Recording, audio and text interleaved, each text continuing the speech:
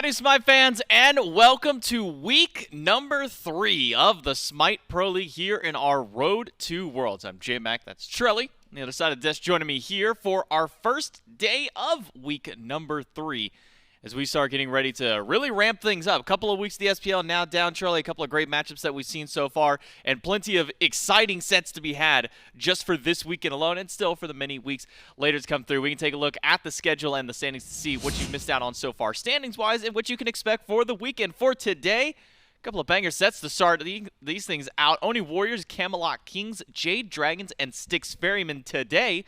Then we have the Camelot Kings, Leviathans, and the Ravens Ferrymen tomorrow, as well as on Sunday, the Warriors Gladiators and the Jade Dragons and Eldritch Hounds to close things out. A great weekend of SMITE here for week number 3 in the Road to Worlds. We can take a look as well towards the standings to see how things have shaken up in just our first couple of weeks. The Leviathans, who at the end of Phase 1 were just sitting right there, kind of that middle of the pack for themselves, are now top of the pack in the Order Side division in the Road to Worlds phase, and the Camelot Kings, after their victory, puts them 2-0 and at the top of their standings after a loss from the Oni Warriors last week, now moving what was the former top team down into the second spot. So still some very impactful matches coming up for the remainder of this entire weekend. Make sure you're tuning in for every single one of those. And Trelly, was there anything really that kind of surprised you from week 2 that we now have to kind of glean from it and be able to work on in week 3 here? As far as I'm concerned, I really do want to see how the Camelot Kings are really looking up against these top tier teams, right? Because we saw them look good. They're 2-0. That's great.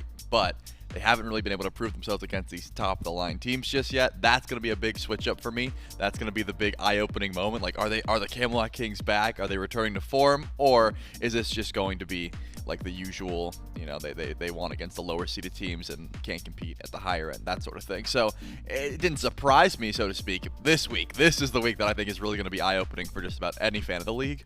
Yeah, I think we mentioned it in the waiting room that we recorded yesterday. If you missed it, go over to youtube.com/SmitePro to watch that. We go in pretty in depth for a lot of these sets. But I think we kind of described this as the real test week for the Camelot Kings. And I think it also kind of gleans a little bit from what CaptainTwig said in his post-game interview at the end of his set last week, which was those first couple of sets were kind of the training wheel set. It was we got to watch the Ravens and or the Gladiators play on a Friday, and we got to sit back and watch for a couple days, figure out what they're doing, and then play them on Sunday and kind of get their wins. And that was a Ravens team at that time that wasn't really hitting their stride just yet. The Gladiators team that still hasn't been able to find theirs yet. So at that time, kind of the lower-ended seeding of teams. Now we get to see, as you say, what the Camelot Kings can do against some of these top-seeded teams. And I think probably the biggest thing to pull from this team is where's their consistency coming from? Well, it's the man right here on your screen, BigManTingz, has been by far the most consistent player on this squad. Anytime that I look at a player like BigManTingz, I always think, okay, well, who's costing games? Not BigManTingz. BigManTingz, I have yet to see a poor performance on him just yet. And the good news is we got to sit down and talk with BigManTingz a little bit, so we'll go ahead and throw up that video interview.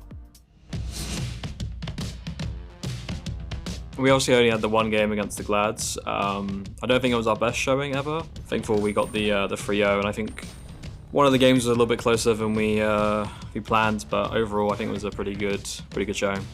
I think at the moment we're just struggling to have good practice, finding a lot of consistency.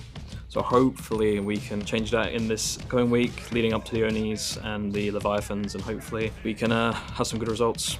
I think next week, looking into the Oni Warriors, we've got a lot of growing pains still. Of all the teams that made the roster changes, we're one of the ones that are struggling the most to find our footing. I don't think, my opinion, the Onis has changed that much. I think since they lost Jake, they've got a little bit worse as a team because they've had to change their playstyle and stuff. But their current win streak with the current roster, I don't think it really matters too much. We've just got to take it game by game.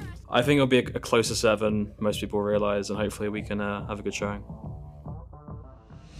I think a bit of what BMT there is kind of what we've echoed as casters and analysts here on the desk is that this Oni Warriors team, while probably at least at face maybe a little bit worse after losing Awesome Jake on their team, still is a very strong team to deal with, and now it's the real test here for the Camelot Kings to see if they can stack up and get that real good practice that they were hoping for and finally be able to show that here on the battleground against the Oni Warriors. And that's what we were talking about again. It is momentum-based. That is what I'm looking at here. Camelot Kings trending upward, but still have to prove themselves. I understand the thought process of maybe some people are counting them out, whereas the Oni Warriors are I'm not going to say trending downward. Again, it is 1 loss of 2 total for the Oni Warriors. However, that 1 loss was very uncharacteristic. They were getting it. They didn't get out drafted, as far as I'm concerned. They got the gods they wanted. They got the play style they wanted, and they still were not able to execute. So maybe that's the reason there's some rumblings about the Oni Warriors. So maybe growing pains not just exclusive to the Camelot Kings, right? I think that Quig has been looking a lot better as well. Looks like he finally found his home here on this roster, but I do intend to see, and I've been thinking about this a lot, the duo lane of the Camelot Kings come out swinging. That's something that I expect very heavily, considering Genetics and Netrioid have not been looking that ice cold as far as I'm concerned. Them together, that 2v2, has not been this end-all be-all, we are getting pressure, whereas the Camelot Kings, they love playing through Yark. They love if Quig is able to get ahead. So I would like to see that duo lane matchup as quickly as possible.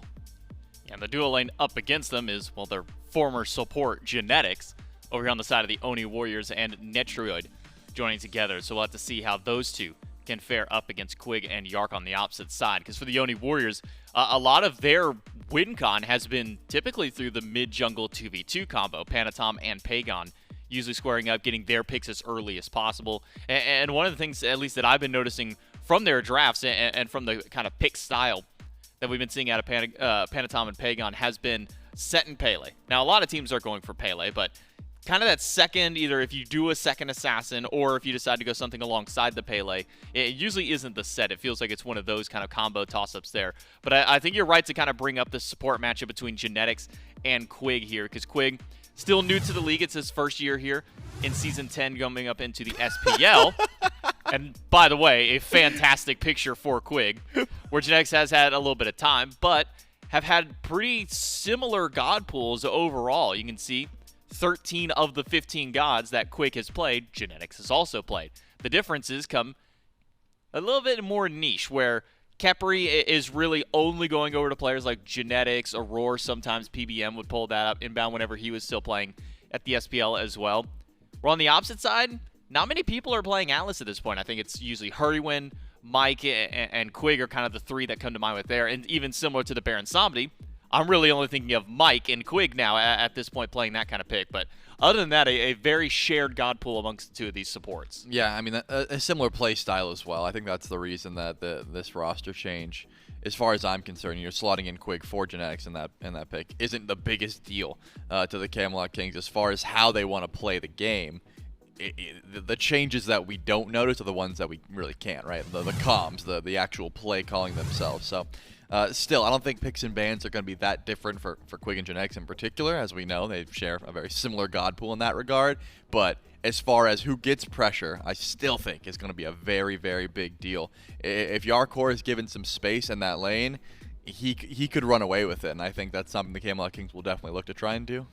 We'll see what does get drafted up for these 2 teams. Camelot Kings, picks and bans here up against the Oni Warriors for game number 1 in our best of 5 in our first set of the weekend here for week 3 in the Road to Worlds phase.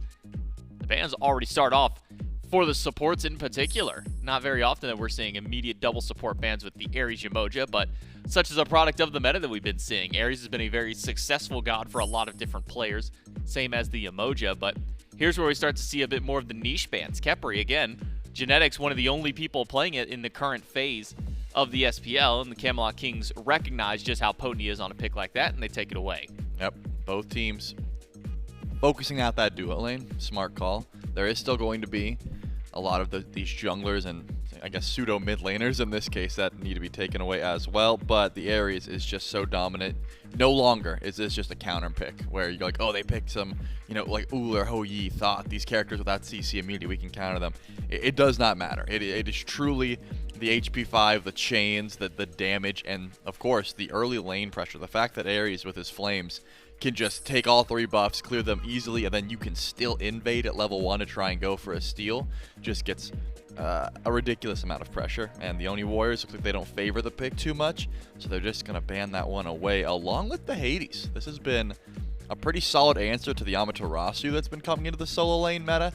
Not going to be a counter matchup by any means, but hey, I'm going to match your pressure. If anything, I'm going to out pressure you, and I can still rotate into team fights, get across the map quickly, and control blue buff spawns, which is super important right now in solo lane. If you can confirm your own blue buff, you can usually invade, you can insta-clear the wave, and that's something that Hades does extremely well.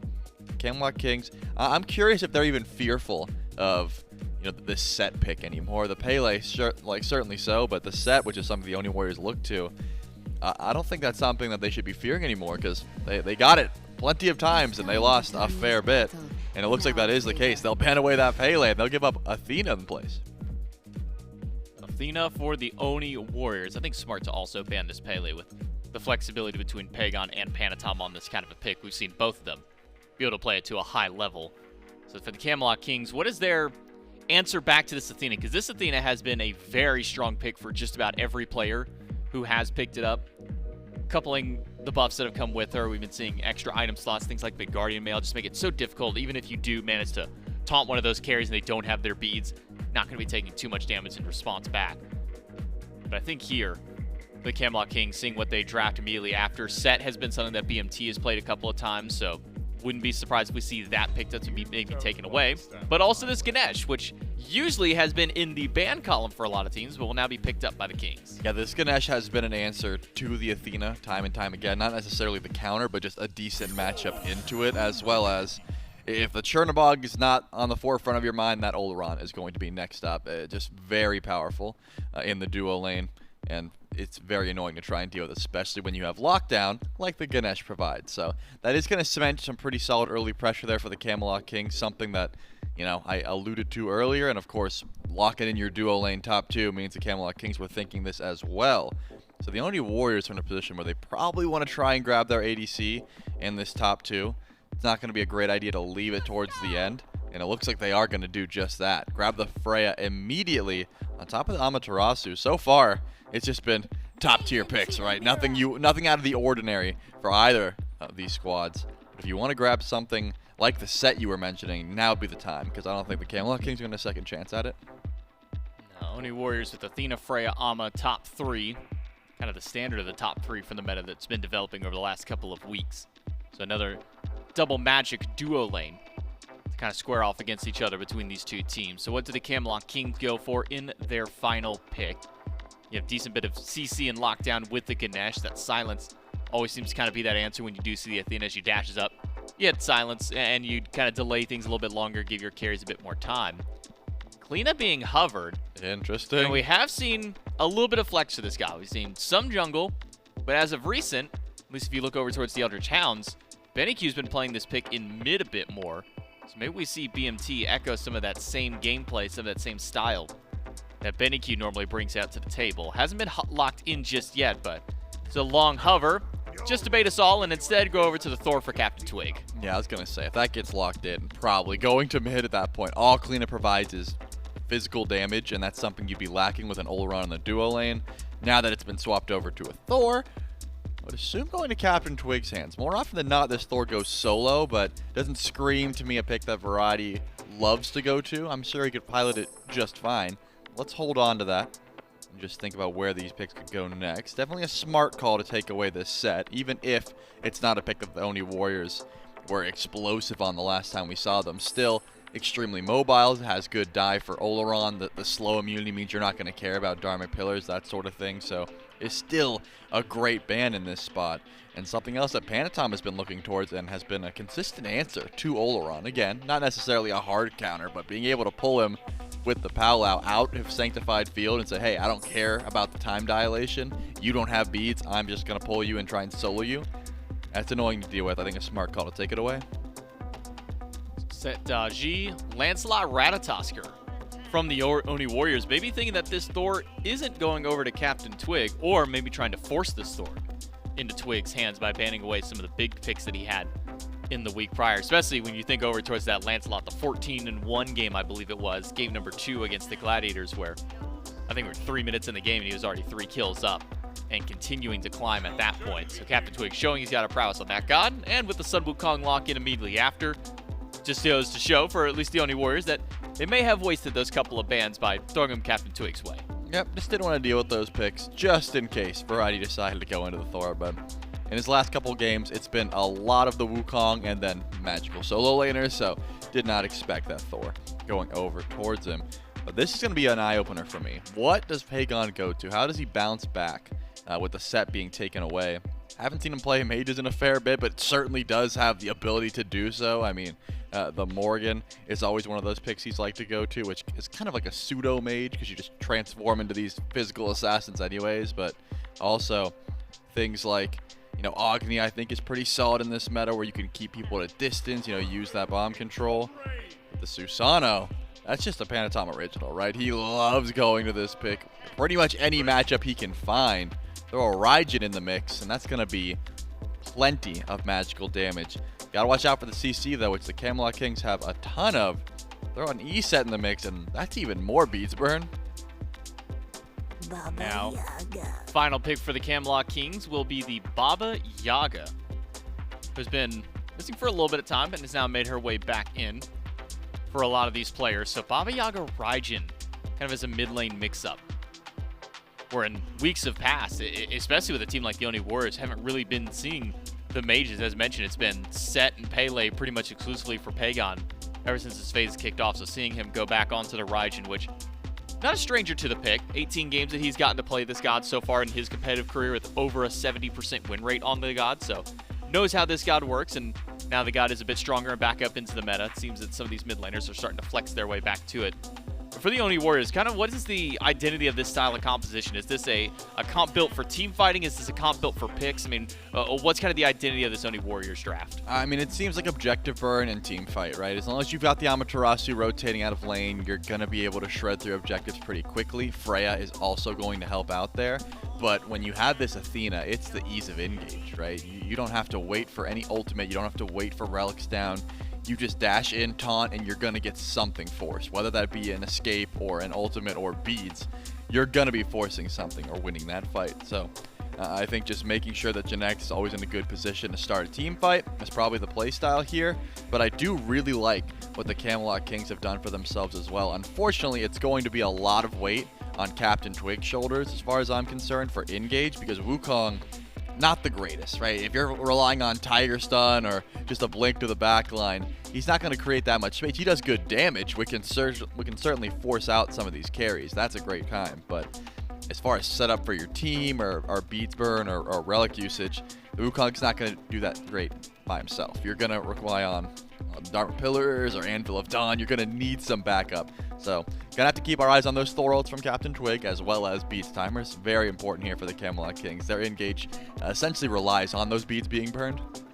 And with the Oni Warriors kind of having this very kind of telegraph style of initiation, you know, Athena dash taunt. You've seen Athena charge up, she goes to back line, she's going to go for that. What's kind of the follow-up the Camelot Kings have to an answer like that? They see the Athena dash in. What's their response to kind of follow up against something like that? I mean, you're going to immediately want to silence if possible, just to try and let your team back up. You're still getting taunted as the Ganesha likely after that silence is over, but it usually gives your team time to back up. And then if you've got wall, Thor wall into just dropping Sanctified Fields, Dark Pillars, there's a lot of answers here for the Camelot King to say, whoa, back up. But the key is baiting those ultimates out, right? As long as you don't overcommit just to get those ults down, and then you dash taunt in another 14 seconds, it's going to be a good time. So saving those ultimates until they're absolutely necessary is also going to be pretty key here. Yeah, for the Camelot Kings, a lot of big team fight style of ultimates here. As you mentioned, the Sanctified Field, Dharmic Pillar, great for really disrupting these kinds of team fights. Yep. Delaying a little bit of time and then just kind of turn and burn style. That's somebody without beads gets caught inside Sanctified Field. Probably a dead person immediately at that point there. So for the Oni Warriors, you have to be a little bit careful playing around this dual lane of the Camelot Kings. But who's going to start out right on this set? Will it be the Oni Warriors or the Camelot King? Let's find out in game number 1. Thanks so much, J-Mac and Trelly. It's going to be Gore, Myf, and Vile today who's going to be giving us the views into the battleground. And one set, Myflin, that I am very, very excited to see, mainly because we finally saw the Warriors bleed. And a set that wasn't in a tournament, right? Just a regular season loss for them.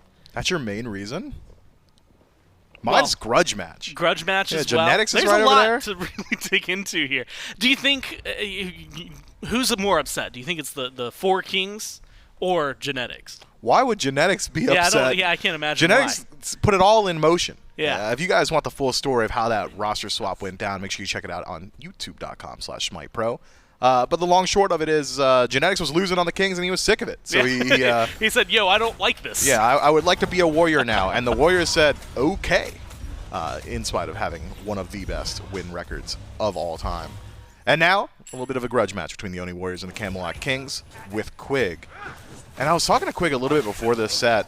Doesn't seem too stressed about it. Doesn't seem like the weight of it's really hitting him whatsoever. So should bode well for the Camelot Kings, who have always preached about playing their own game. And if you think about it, I mean, Quig playing on the Hounds prior to this was kind of in a position where I think that's what they needed to do anyway. He had to come in and just kind of play the best game that he could. I think it's been fun to watch him mesh with the Kings because it has been really good. A whoop and a taunt. Admittedly, I thought there was going to be a little more follow-up damage. Jarcorrr takes about half his HP over and left. Quig on this Ganesha, I think, is going to be a really big portion, not just of the duo lane, but I think of the Kings' game for the entirety of this one. Yeah, he's going to be the direct answer to Genetics on the other side. Dash taunt needs to be prevented one way or another. Throw Dharmic Pillars behind the Athena, all of a sudden the follow-up isn't there. Throw the silence out immediately, the taunt's not there. So certainly some decent answers. Well, he's got to stay alive to do so. Panitom comes over to the lane early. Good whoop, locks him up, and helps take him Still down. alive. No, he gets out of there. Panitom is too low, has to teleport away, and the Warriors unable to convert it. Quig manages to live through that one, and Jarcorrr looks for the opportunity. No first blood there, but a great set of plays from the Kings to make sure it doesn't happen. Yeah, I wonder, had the Banish not come through, I think Panitom likely secures that kill there. But Netrioid, of course, trying to make sure that he and Genetics can get in range to follow up on a Quig. So Meditation finds maximum value. The Camelot Kings duo lane slips away. Unfortunately for them, also not quite able to secure their own kill. Jarcorrr had plenty of damage output, but not enough to secure his own objective. We'll see, though. Panitom rounded back around, and the Kings are pretty far up. Well, this time it's on a ward, though. And so the Kings more aware. Didn't seem like they were going to be backing away. Like you said, though, he not too worried about it. I'm impressed. I was so certain that we were about to see a first blood. One way or another, it felt like there was going to be something. And we've seen this every now and then from the Warriors games, but definitely in a lot of Kings games, there will be some scraps that just end up kind of leaving everybody relatively low, but they all manage to get that disengage exactly when they need, where they need. And it might not last too much longer. I thought we were going to see the full invade. Variety and Twig came in, poked their heads around the blue buff, instead fall back. Genetics is being a nuisance deep in the jungle around the experience camp, steals that one away. But it is going to be relative stalemate, right? At least as far as first blood goes.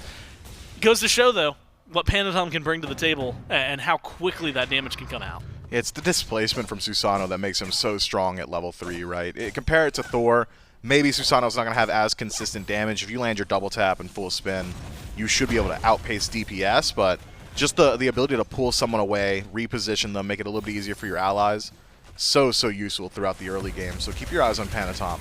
We'll have plenty of opportunities to leverage that. Jarcorrr is going to struggle against it. Twig himself could struggle if you use it to cancel out that hammer. And so Susano certainly a turning point for the Oni Warriors in their engagements. But we haven't talked about Twig just yet, and I think we should. Last time we had seen him on the Thor, it was not the most impressive performance, but Twig strikes me as the type of player that wouldn't go back to it unless he was confident in his ability now. So I'll be keeping my eyes on him. The desk brings up how important his CC is to the team fight, how strong his initiation is, how reliant the Camelot Kings are on it. And I tend to agree. So far, first 5 levels, essentially just farming up. Once you get Jotuns online, that's generally when you want to start just throwing out that Anvil of Dawn, get that cooldown on cooldown. Well, he backs right now. If I'm looking at it, only had enough for the tier 2, so didn't quite get the full upgrade that I was expecting. So maybe we'll have to wait. Not necessarily uncommon, though, for Twig-style gameplay, if that makes sense, right? He's much more farm-oriented in the early game. Sometimes he gets involved, but this is pretty much on pace. I mean, that is interesting, though. Panitom ticks over to level 6 first, and Panitom spent time in lanes ganking, and unsuccessful in doing so. You'd think he'd be at the XP disadvantage. Pegon in some trouble. Gets the double tap, but has the Thunder Crash away. It looked like Panitom was fishing for something over in right. Maybe this is going to be what kind of strips some things away from Twig. And now it's just a Chester. And that one does go over towards Twig. It's a scrap in the jungle. Good teleport from Panitom. Gets him away from Variety. Just keeps things safe for him, right? Now the junglers. Presence felt on the map. But actual engage, it's just not been there. Now blue buff's going to be spawning in. Sot taking advantage of this. Now Panitom goes in. They use the Dazzling Offensive, try to zone out Twig, force him to hammer away. Blue buff in a little bit of trouble. Still the 2v2. No mid laners rotating in just yet, so it's going to be all for this. First small goes the way of Twig. Rest of the camp goes the way of Panitom. And it's a successful blue buff invade and not a lot of fight behind it. Yeah, I thought the Kings would try and put a little bit more emphasis on the PvP, especially considering SOT full whiffs his ultimate there. Dazzling Offensive finds 70 damage worth of value, and any Amaterasu players in the chat will tell you that's not exactly what it normally does. Maybe a Tiger Stun into a double tap hammer, and all of a sudden that fight looks very, very different, or you're at least forcing out a relic. The Camelot Kings say, well, no, we don't necessarily really want to fight at all. Variety doesn't have ultimate. What if they turn on him? We got to play it pretty safe. So they do lose out on that buff, get nothing in exchange. Tough stuff for the Camelot Kings, getting slightly outpaced throughout the early, but it's only in that jungle, I believe, Panitom, the only one really benefiting from a minuscule lead at this point. Whereas the rest of the Camelot Kings doing all right. They're staying afloat. We've got a small advantage for BigManTingz in mid, and that bodes well for the Camelot Kings. Anytime Baba Yaga is allowed to just get her stacking items and not have to worry about it, it's a good time for Baba Yaga, especially considering it's a hyper-aggressive mid laner for Pegon, who would love to be setting the pace by now. That was a big portion of the Leviathan's win against the Warriors, was actually the lack of presence from Pegon. So, right now, triple goose eggs. I mean, nobody's gotten a first blood yet, so it's not too crazy. Twig, though, looking to change that. Up into the air on the Anvil of Dawn. Can't do it. And there is not a single person that he can dunk in on that feels safe, and instead falls back. Pegon's rotating in, though. Twig's alone in the jungle. Looks like Jarcorrr and Quig are both channeling backs. But he's too deep for the Warriors to feel safe going in. And so, Myflin, we're going to hit 7.5 minutes. We're only going to be 400 gold apart. Still waiting for that first blood to drop. Yeah, I feel bad for Twig there. The second you realize Panitom is so close by, you just got to give up on that dunk. Even not taking Pegon's rotation into account, with Susano so close by, very easy for him to turn around that entire engagement. Defender of Olympus, and it's Pegon in first. Well, they're trying to lock down Twig, and they seem to have him Yikes. this time. It's going to work out when you got so many taunts to your names. And Pegon, first blood on the board. And exactly what you want to see if you're the Warriors fan, getting the mid laner involved. Yeah, just that dash in. Defender of Olympus, so many protections, allows him that exact level of aggression. And now it's Variety suffering once more around his blue buff. Genetics essentially can do no wrong on map. This might just be it, though. No ultimate, headed the correct direction. BigManTingz likely does not have the damage to secure this. Yeah, especially when the potion ends up missing there. So a huge amount of burst from Genetics not on board, or onto Genetics, so he gets out of there. Like you said, with no ult, that's actually impressive from him to be able to juke it out that way. It's all on one ability. But Genetics gets to live, so the Warriors, picking up a first blood, managed to avoid losing anybody in the long process. And now it's where they put some of that pressure. So far, it's all been mid-camps. I mean, 9 minutes in. Neutral objective farm is mostly focused around the mid-camps. Maybe the shield buff, cooldown buff. A couple of these invades, which Variety is going to be successful on, over on right, and stripping away Sot's blue buff. So small things that still keep the Kings technically ahead, at least in terms of gold, despite the fact that the first blood bounty should be giving the Warriors a little bit more of an advantage. And this is something we had kind of talked about. With Genetics leaving the team, there were some question marks of like, okay, what's the shot calling? How's the macro play? What are the Kings going to look like without him? And the answer is they're still the Kings, and they will still just out-farm you on the map if you let them. Yeah, when we talk about macro shot calling, though, it's not necessarily this base level macro of how well are you farming on map. Yeah. It's the higher level, when are you grouping up to fight over a mid-camp? When are we actually moving in towards that gold tree? When's the right time to pressure a tier 1 tower? So I want to see that from the Camelot Kings still. That's what I'm generally keeping my eyes on. As for each one of their individual abilities to properly split waves or make sure they're on time of their own individual timers, I trust the Camelot Kings implicitly. We know for a fact that each one of them, it's been hard ingrained in them in the timer. So I'm not so concerned about this portion of the game so much as what we're going to see over the course of the next 5 minutes. If the Oni Warriors keep pace, continue asking questions, continue looking towards objectives or trying to pressure out some of these buffs, what the response is from the Kings there, then we can start evaluate some of those higher level macro questions and how well Quig is slotting in as a quote-unquote leader. So far, we haven't, at least for my money, I highlighted Quig. We've seen a lot of genetics, and maybe we've seen some setup from Quig. I think the Dharmic pillars around genetics, in the back camps a few minutes ago, was maybe the more impactful kind of play, forcing genetics to fall back. But other than that, been relatively relaxed from the Kings in terms of where their aggression has been, except for around blue buffs. This time it was SOT who was aggressive, and again it's Variety who ends up winning this. Now you've got Twig coming in. Genetics is the target, and the lockdown is there. They've got what they need. The autos are good, and the Kings put their first on the board. That's a massive commitment from the Camelot Kings. A 4-man rotation over towards the left will cost them their Tier 1 mid tower. Thought maybe we'd see them try and move in towards the Gold Fury immediately, especially considering Valkyrie's discretion is down. Instead, a reset back to neutral, concern about Pegon and Panitom's rotation. And I agree, it's a lot of damage between the two of them, but it's a free pick on a genetics. Maybe could have got a little bit more there. I love seeing this, though. SOT, who's been playing aggressive all game, not relenting. Neither are the rest of the Warriors. Twig takes a lot of damage under the Tier 2 in mid. Now it's Panitom, who is in the eyes of the Kings. The chase is good, and it's Ting's damage. Exactly the pace you'd want. Now genetics walled off, locked up, Dharmic pillars Run it drop. back. It is just the same style, except this time you got 5. And he's going to buy a little bit of time here, but it's not going to be nearly enough to save his life. Now the question, I think, stands where it was. Twig's going to back, Variety's going to back, and much like you were expecting last time, I was expecting the Fury, but with retreats from the Kings, they're going to let that one lie and have a 3-1 lead. Yeah, Pegon was also concerned about a Gold Fury pull there, but Twig a little bit too low. Camelot King's a little bit too much farm on map to leave unattended there. Maybe the concern initially is we don't go Gold Fury because we know even with genetics picked, he's going to ult back in, just like we saw. Genetics tries to catch him off guard with the Camelot Kings. Obviously prepared for that level of aggression. Able to turn things around there. This time around, though, with Variety healthy and on the left side of the map, and you know Genetics doesn't have his ultimate available, and it's a double pick, I think, again, another opportunity where the Camelot Kings could have maybe looked for a little bit more on map. Instead, though, reset to neutral. They'll take their small win. But that gold lead that was passively accumulating throughout this game has started to now slip away from the Camelot Kings. Instead, it's over towards the Oni Warriors, who've taken back-to-back team fight losses. It's an interesting dynamic starting to develop between these teams.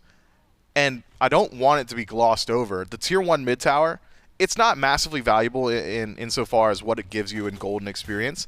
What it gives you in map pressure and map presence is insane. Gold Fury fights and Pyromancer fights for the next 5 or so minutes likely just going to favor the Oni Warriors by default from now. I mean, look at Pegon. There's no way. Well, I don't know. It's Pegon, so maybe that sentiment isn't exactly right. But most mid laners aren't this aggressive. What happened? In a standard scenario. Now with the Tier 1 gone, they're going to be fine. Netrioid in a 2v1 helps get a kill onto Jarcorrr, the assistant over from Genetics. And it looked like, depending, Pegon, Net, and Genetics could have continued. The Kings get a little bit of poke out onto the mid laner, though, and so it gives us a small retreat.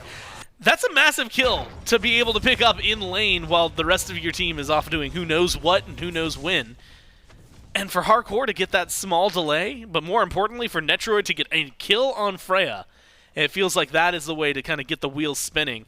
And I think we have a replay so we can see exactly what Netrioid was doing in that moment and how they got this kill.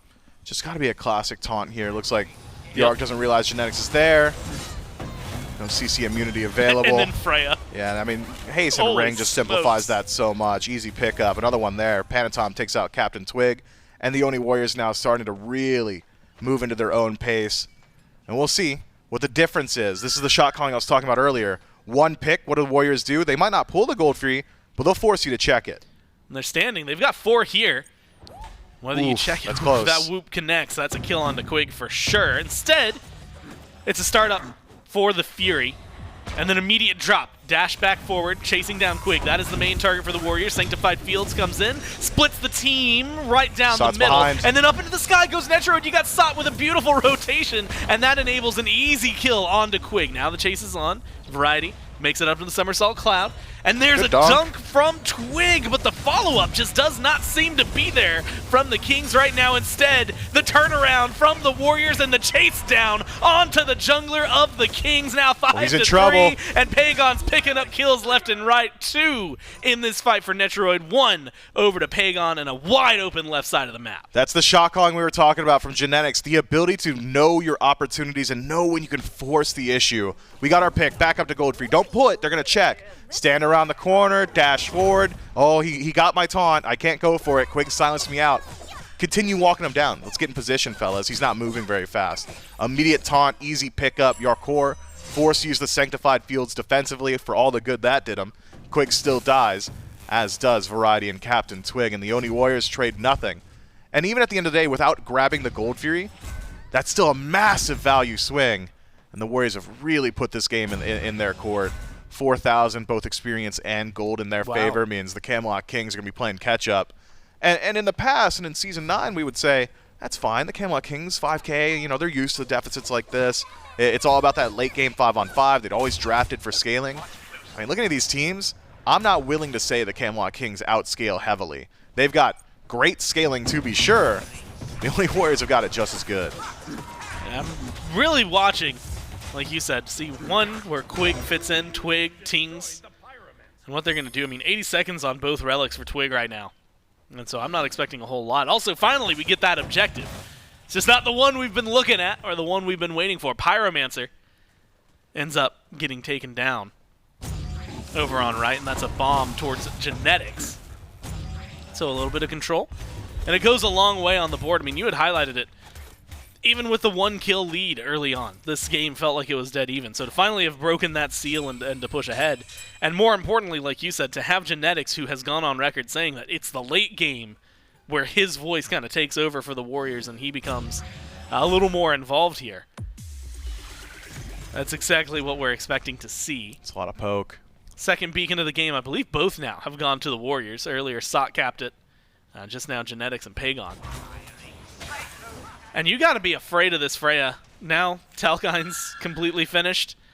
Just feels like, man, she's in just a great spot. You had highlighted the Hastened earlier as well. One whoop in the wrong spot, you're gone. You also have to be just as careful. Netrioid's alone on left. You got Quig, Twig, and Jarcorrr. Wall gonna force the ult. Netrioid's gonna come crashing down, and Twig is gonna be looking for the dunk beads. Good, Netrioid with a great set of relic usage, with a great ult usage, and he just walks out of there. Now you've got Panitom, Pegon, and the rest of the Warriors coming in to look for some sort of retaliation. What do the Kings do? Well, Twig gets taunted in by Genetics, forces the beads one more time, and now the chase is on Pegon. Over the wall, looking for the shots, forces the Aegis, gets the kill. Nonetheless, Panitom with the chase down, pull back, and the damage follow-up. Double kill for the jungler as the chase continues. Variety now isolated, and let's go ahead and make it 3 for Panitom. 4, 1, and 2 on the Susano, and they are not done yet. The Oni Warriors, I mean, the response is so fast there. Genetics, of course, Defender of Olympus, perfect. That's what maintains Netrioid's Aegis throughout that entire fight. Had Defender of Olympus not been there, you're probably dropping double relic and losing out on Freya's life, so great stuff there. Genetics' threat of taunt, make sure that Variety doesn't feel confident taking out that tower for the rest of the Camelot Kings, and having dedicated everything on the Camelot Kings to chase out that Freya, they had nothing left in the tank to take the fight afterward. And the Oni Warriors, they say the fight may have started around the Gold Fury. We were on the left side of the map, but this late in the game, it's Fire Giant that we want. Twig's nearby. He's got ultimate. It might be worth trading his life just to try, but it's low percentage odds. And the Oni Warriors take the biggest neutral objective on the map. Wow. All of a sudden, the Camelot Kings are looking pretty removed from Game 1. Well, it was 61-39 in favor of the Warriors, so I'm sure chat's feeling pretty good about themselves, at least as of right now. Most of them are. 39% are sitting there like, dude, I believe. You had mentioned coming into this Twig on Thor specifically. And we give him a second to redeem himself before we go in, right? it was just, he's 1-4. That's one thing. It's really the 4-level difference between him and Panitom that I'm looking at. Like, Panitom yeah, it's not great. is level 18, and with this whoop, I don't see it getting better for Twig. You Go need to sleep. one more auto. The tower actually tanks it. And so Netrioid manages to miss out on a kill. He's in the sky. No way is he looking to engage on this. What an And insane he will usage. not. Yeah, he goes back, and now you've got the Warriors lined up. Again, Fire Giant on 5, right outside the right side tier 2. Sot, meanwhile, split pushing over on left, at least forcing the Kings to kind of diversify their forces. Poor Quig, oh my god, shredded by Netrioid, and that's what the Freya is bringing to the table. I mean, that's Freya and Raijin together there, and Quig's thinking, man, maybe Heart Ward's not enough. Maybe I should have just gone another magic defense on him 3rd slot. Interesting double fumble. Netrioid likely could have just ulted CaptainTwig, grabbed a kill there. Twig did not necessarily need to use his ultimate either. And so, it's the Oni Warriors who had all the advantage beforehand. Will continue to have it here. Here's the thing about Twig. What's he going to do to Sod? Yeah. Not a thing. The level 15 Thor versus the 19 Ama? Double tap gets healed by first ability from Ama every time. Well, genetics, right now, just playing kind of bully. Keeping him taunted. Pyromancer goes the way of the Warriors. Double bomb. Sot's still looking for the tier 2, and guess what? Twig's still trying to defend it, but it's not going to be doing too much as the Ama continues that push down. Knock up good, but the damage not quite there to finish off Variety. Somersault Cloud lands. Panitom has to change what target he's looking for. Netrioid, eyes onto Quig. Whoop, good damage there, and you've got what you need, but you need someone on the Kings to find a kill. They're just not able to. Netrioid picks up 2. Twig comes crashing down, but he's going to pay for it with his life, and the Warriors maintain all 5. Early this game, it was relatively even, but now 12-3, 22 minutes in, 2 tier 2s gone, and the Warriors knocking on the door of the mid-Phoenix. BigManTingz of Variety going to have to do a whole lot of work here. A taunt could be a death sentence as SOT zones out. Phoenix, it's going slow. There's no runic bombs left, and Genetics hasn't got much HP left either. I pulled in Variety. Yo, you good? He's just gone. How'd he get there? And he's not able to get anything done with it either. Pulled in through all of that. And you still lose the mid-Phoenix. Massive kills, massive opening. I mean, we waited like 8 minutes before we got first blood. And then since then, what, 14 minutes have passed, and the Warriors just kicked the damn door down. The Kings have not had anything to hold them back. This matchup reminds me of Camelot Kings Phase 1, Season 9, where if they could maintain their pace throughout the early and slow down the game, we're always talking about a win. And then there was a team like the Jade Dragons who said, well, if you can't do that, we'll just swamp you. That's the Oni Warriors now, and this is what the swamp looks like. It's filthy. The Camelot Kings clearly struggling to keep their head above water here. And it's not getting any better anytime soon. Power spikes already for Panitom. He's finished up his starters. Twig has gone for a majority damage build with a runic hammer to boost that burst a bit, but I mean, from downtown, he's not doing a whole lot of damage. Doesn't exactly have the most survivability. Jarcorrr, yeah, he got accosted by Panitom in the last fight. Happens again here. Maybe the dunk can turn something around, or maybe Twig goes down again. Yeah, Twig maybe fighting somewhere he can't. So the dunk, like you said, at least forces Panitom to use his beats. And so looking at the silver lining there. We are scraping the bottom of the barrel. Twig lives. So there's the other silver part of the silver lining. But yeah, we're going to poke through that barrel soon. Probably, man. And depending on where we're at, if it's kind of like the Kings, the barrel's maybe the only thing keeping them afloat. You poke a hole in the bottom, it's going to flood, and you're sinking. Yeah, this is not good for the Camelot Kings. Their base defense, it's not poor, but it is poor because of how poor they are. What is that? Nearly 16,000 some odd gold separating these guys. We haven't seen a gold lead like this. We have not seen this in a long time. This is Year 10 unprecedented lead for the Oni Warriors right now.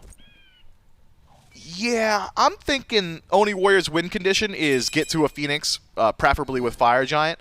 Camelot Kings win condition is survive the next 30 minutes. One of those is way easier to do. Yeah, I mean, well, we did see, what, 65 minutes last week? I don't know. Honestly, the middle fortitude. But you're also going to have to sit through 30 minutes to try and pull that back. And it's game 1 of the best of 5. We'll see what the Kings have to offer. It was also the Dragons and the Ravens who are playing that one. So we'll see if the Kings can hold on the way they need to. Myflin, I'm going to ask a dumb question. Yep.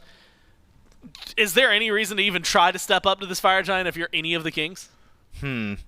So, in positions like this, the conversation that I've always had with my team is, what do we think, guys? Can we defend our base? If no, let's get to that Fire Giant and pray it's stolen. If yes, defend the base. I'm thinking the Camelot Kings are not favored in either scenario. Well, they didn't defend the Fire Giant, and they don't seem to be defending the base too well. Quig takes half his health in the blink of an eye. But you at least regrouped. Tier 1 tower on left, a small victory for the Kings. But at this point, you need the victories wherever you can find them. Panitom looping around through mid. Phoenix stands on a ward. And Tingz going to throw some damage out there. Tries to hand him the L. Will not work out. Variety taunted in. Damage is good. Forces the Somersault Cloud. Pegon through his ult. Just creates some space. Phoenix is like 2 hits from dead. And they're going to be able to walk in with the FG and some minions. Take that one, no problem. Now mid and right are gone. Myflin, it's all up to the Warriors whether or not they think they can go in a 5v5 under the Titan. Yeah, we'll see. Beads available for just about everybody on the Camelot Kings, so Genetics going to have to make contact twice on priority targets with Taunt to get that free kill. So I think for now it's just about knocking down the birds. Mid Phoenix back up, but weakened. The Oni Warriors could decide to put their pressure there. They've got plenty of time left on this Fire Giant. Knock down left, knock down mid, knock down an enemy god or two, and you just got the game. Sot has been ignoring damage, and I think this is a great showcase of it. The Phoenix barely scratching him.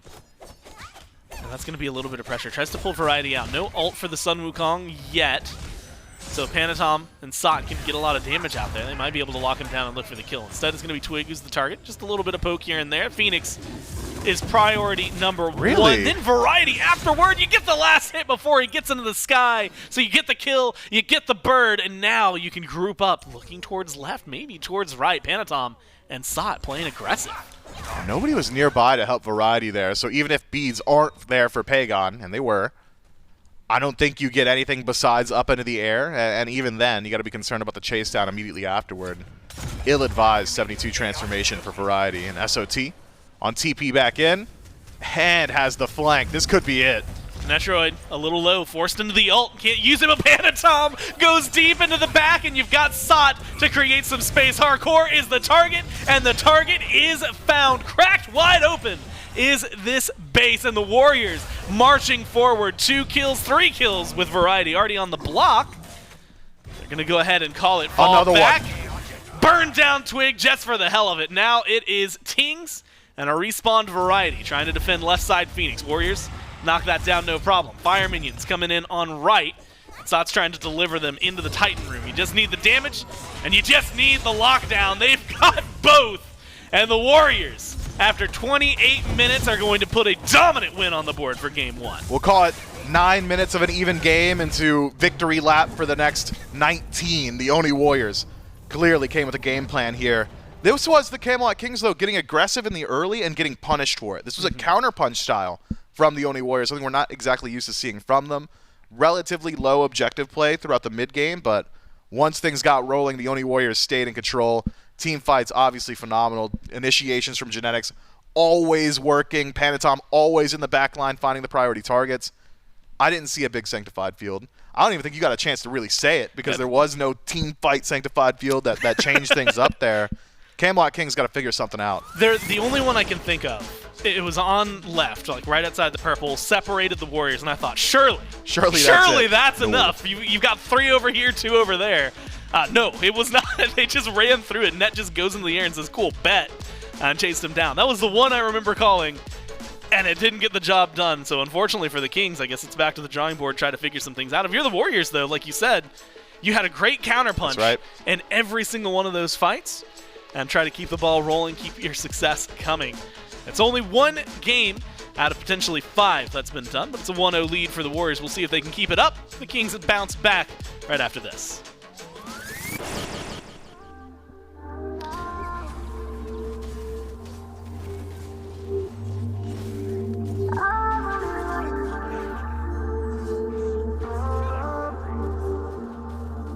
me what you made of. You know what I came for. I see the real you. You should let her out that cage more. I've been playing it cool, but couldn't lie to you. You know what I'm waiting on. Waiting on. Waiting on. I don't wanna wait no more. No more, yeah. More. Who had you down for the count when you needed it? Breathe it, just got too hard on your mental. I've been around at some time to care them bills. When you had them clashes, remember you knew me before the back. You seen the vision, you know me for showing you things. Knew how to rip it apart, you let me inside. I pick up the pieces and place them. Come treat me right, I know you excited. Know what I like, already certified. You've been on my mind, I don't wanna hide it or fight it. Slide in the night hour, I want it right now. Wanna spend this time on you right now. Tell me, can you slide on me right now? What you want now? Can I fall through? It's on you. Your body language clear to me, but I need you to say it to me. I got a good time, been long since you had one. Been at the head down to the racks come. What you want, can you slide on me right now? Got a little something for you when you're back home. Yeah, we don't need to talk, your body on me, already saying a lot. You been on edge, you really doing the most. I've been on plays, I'm done being a ghost to you. Sometimes I get tested, these hoes on the play, but I keep it together. You know that you get what you want when you selfish. I pick you up, you can slash in the back. As long as you tell me it's mine, I'm possessed. I know how you like it, I'm all in your head. I'm embedded in your bed, let's till we crash the connection. I got a thing for you. The way that you do it, you do make it hard to go out of range from you. You know what time it is, I'm on your line again. Pull up in 5, I throw you the vibe. You show me the things I miss. Come treat me right, I know you excited. Know what I like, already certified. You've been on my mind, I don't wanna hide it or fight it. Slide in the night hour, I want it right now. Wanna spend this time on you right now. Tell me, can you slide on me right now? What you want now? Can I fall through? It's on you. Your body language clear to me, but I need you to say it to me.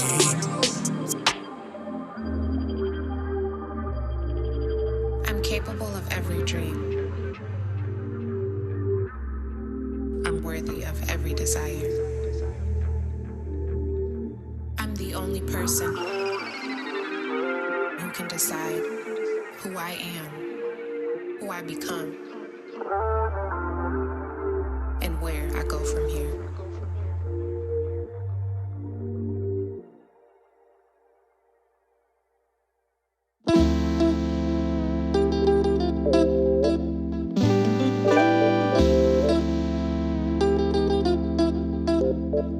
If it's love, I want everything. Touch my soul, touch my heart, don't judge my mental. They told me that life is simple, been real since Papa Pimple. I started out in the rental, Sonata, the presidential. Speak once and listen twice, they told me that less is simple. I'm observing in the room, I be flying all on the wall. Open mouth conversations, I leave you all in some awe.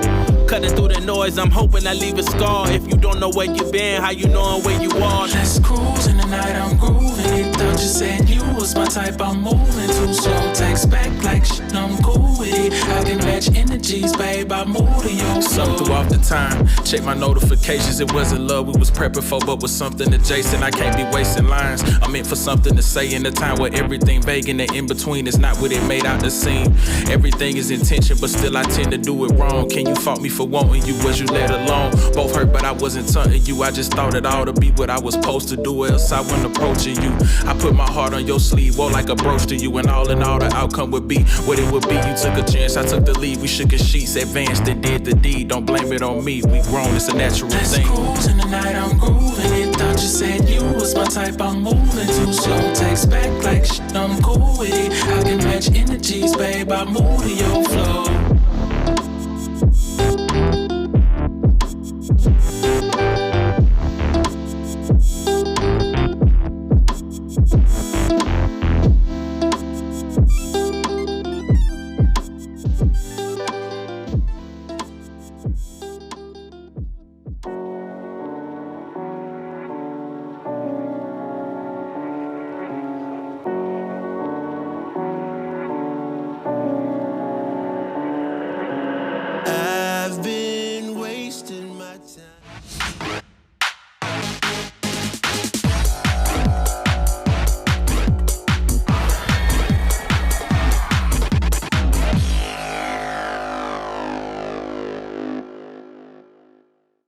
Game 1 here between the Camelot Kings and Oni Warriors goes the way of the Warriors. And if you are a fan of the Oni Warriors, if there's a specific player that maybe moved from one team to another and you want to be able to support them on their new team, well, you can go over to shop.hi-rezstudios.com/SPL and check out the jerseys and hoodies and everything of our professional teams here brought to our friends at BySkill. So make sure that you go over and check them out for those, where you can pick up a great jersey available for them. Again, shop.hi-rezstudios.com/SPL. J-Mac, I've got Charlie joining me here on the desk as we get ready to jump into discussion of Game 1.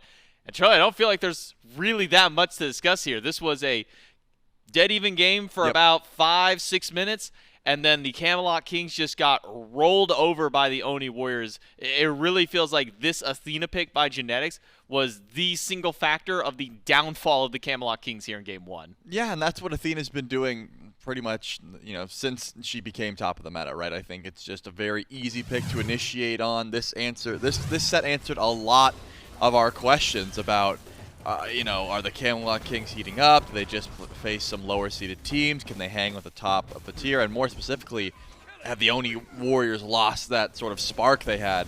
And it's just absolutely not, right? Panitom absolutely pops off this game, gets a great lead. I said it was going to be a battle of duo pressure, and Netrioid got the better end of Jarcorrr just because of, as you said, the fact that Genetics was able to just set up, be across the map, constantly setting up, or even early game. I think Myf said it best. It was a little bit even up until the 9-minute mark, and then after that, it was just a runaway here from the Oni Warriors. Late game was always going to be a struggle to try and get through, but when you've got Panitom getting as many kills as he got, with Net getting the lead that he had as well, you're going to get a fast track to late game, which is pretty much any team's nightmare, especially looking at this team. You don't want to let Freya get late game. You definitely want to let Susano get to late game. And shouts out to Pegon. Good damage numbers, wasn't last hitting those kills. 2-0 and 14. Plenty of assists for a mid laner. Of course, Genetics a part of just about everything with the 17 assists, but it's rare you see a mid laner get that little last hits. Yeah, 24k damage for him, top of the lobby for his team at the very least. Opposite of his BigManTingz leading the charge in damage. But you're right to say 2-0-4 team, while not the most impressive kill column there, an undying game for him, Sot, and Netrioid, all of them without a single death this game. That one only came 1 to Panitom and 2 to Genetics, but the one setting up for his entire team there on that Athena. It allowed Netrioid to be able to get the lead that he had. Same for Panitom. I mean, we watched that first gank over to the duo lane. Panitom goes over, just misses out on the kill. And then what did he do? He wrapped back around and went there again and said, okay, well, if I didn't get the first time, maybe I get it the second time. Took him a little bit there, but able to find that pick. And now the Oni Warriors up 1-0 here in the set. So for the Camelot Kings, adjustments to be made maybe for the picks and bans coming up. Already I'm thinking, or I'll say this. I was thinking this last week, and doubly so now after a game like this. This Athena is a disgusting pick to go up against. And so I wonder if maybe we see the Camelot Kings either pick that one up for themselves or ban that one away so Genetics doesn't get to have it again. I mean, I think the Kings will try to put themselves in a position to get Athena. Doesn't mean that the Oni Warriors are going to let them have it. Right now that the Oni Warriors are not in first pick, they are able to take away some of those high-pressure picks, and the Camelot Kings can focus more so on just counter picks, right? Or counter bans, rather. Just, respect bans, which the Khepri is definitely one. Not every team in the league is banning away Khepri. This is specifically for Genetics at the moment. On top of that, looks like the Camelot Kings don't actually value that pick too much, or more specifically, don't feel like they should be playing it, so they are going to take the Athena away as well as the Freya. Just remove that duo lane entirely and not let the Oni Warriors feel comfortable on the picks they just had, which means they can still go towards something like the Olorun, for example, the Pele. Those are still available here. The Oni Warriors have to decide what is the scariest pick that the Camelot Kings like to top pick here. They do not want to give over towards them. Banning away Lance puts them in an awkward spot where, yes, it's one of CaptainTwig's best gods, but not necessarily the end-all, be-all for just about anyone in the jungle, right? Lancelot's solid. He's got decent damage. He's got good survivability. I think he's one of those junglers that does a lot of things pretty decent, but not overwhelming pressure anywhere. And it's actually going to be the Raijin. So now the Camelot Kings have to decide, do they want that Olorun? Do they want to give up the Pele? It's going to be a tough one, but it looks like they're going to choose neither and just grab the Yemoja. Yeah, I was just thinking for a moment there, between the supports that have been banned away, Ares and Yemoja were kind of those two. And when I look at Quig's God pool, well, yes, he does have an Ares in there. 9 games played, pretty solid win rate, almost an 80% there.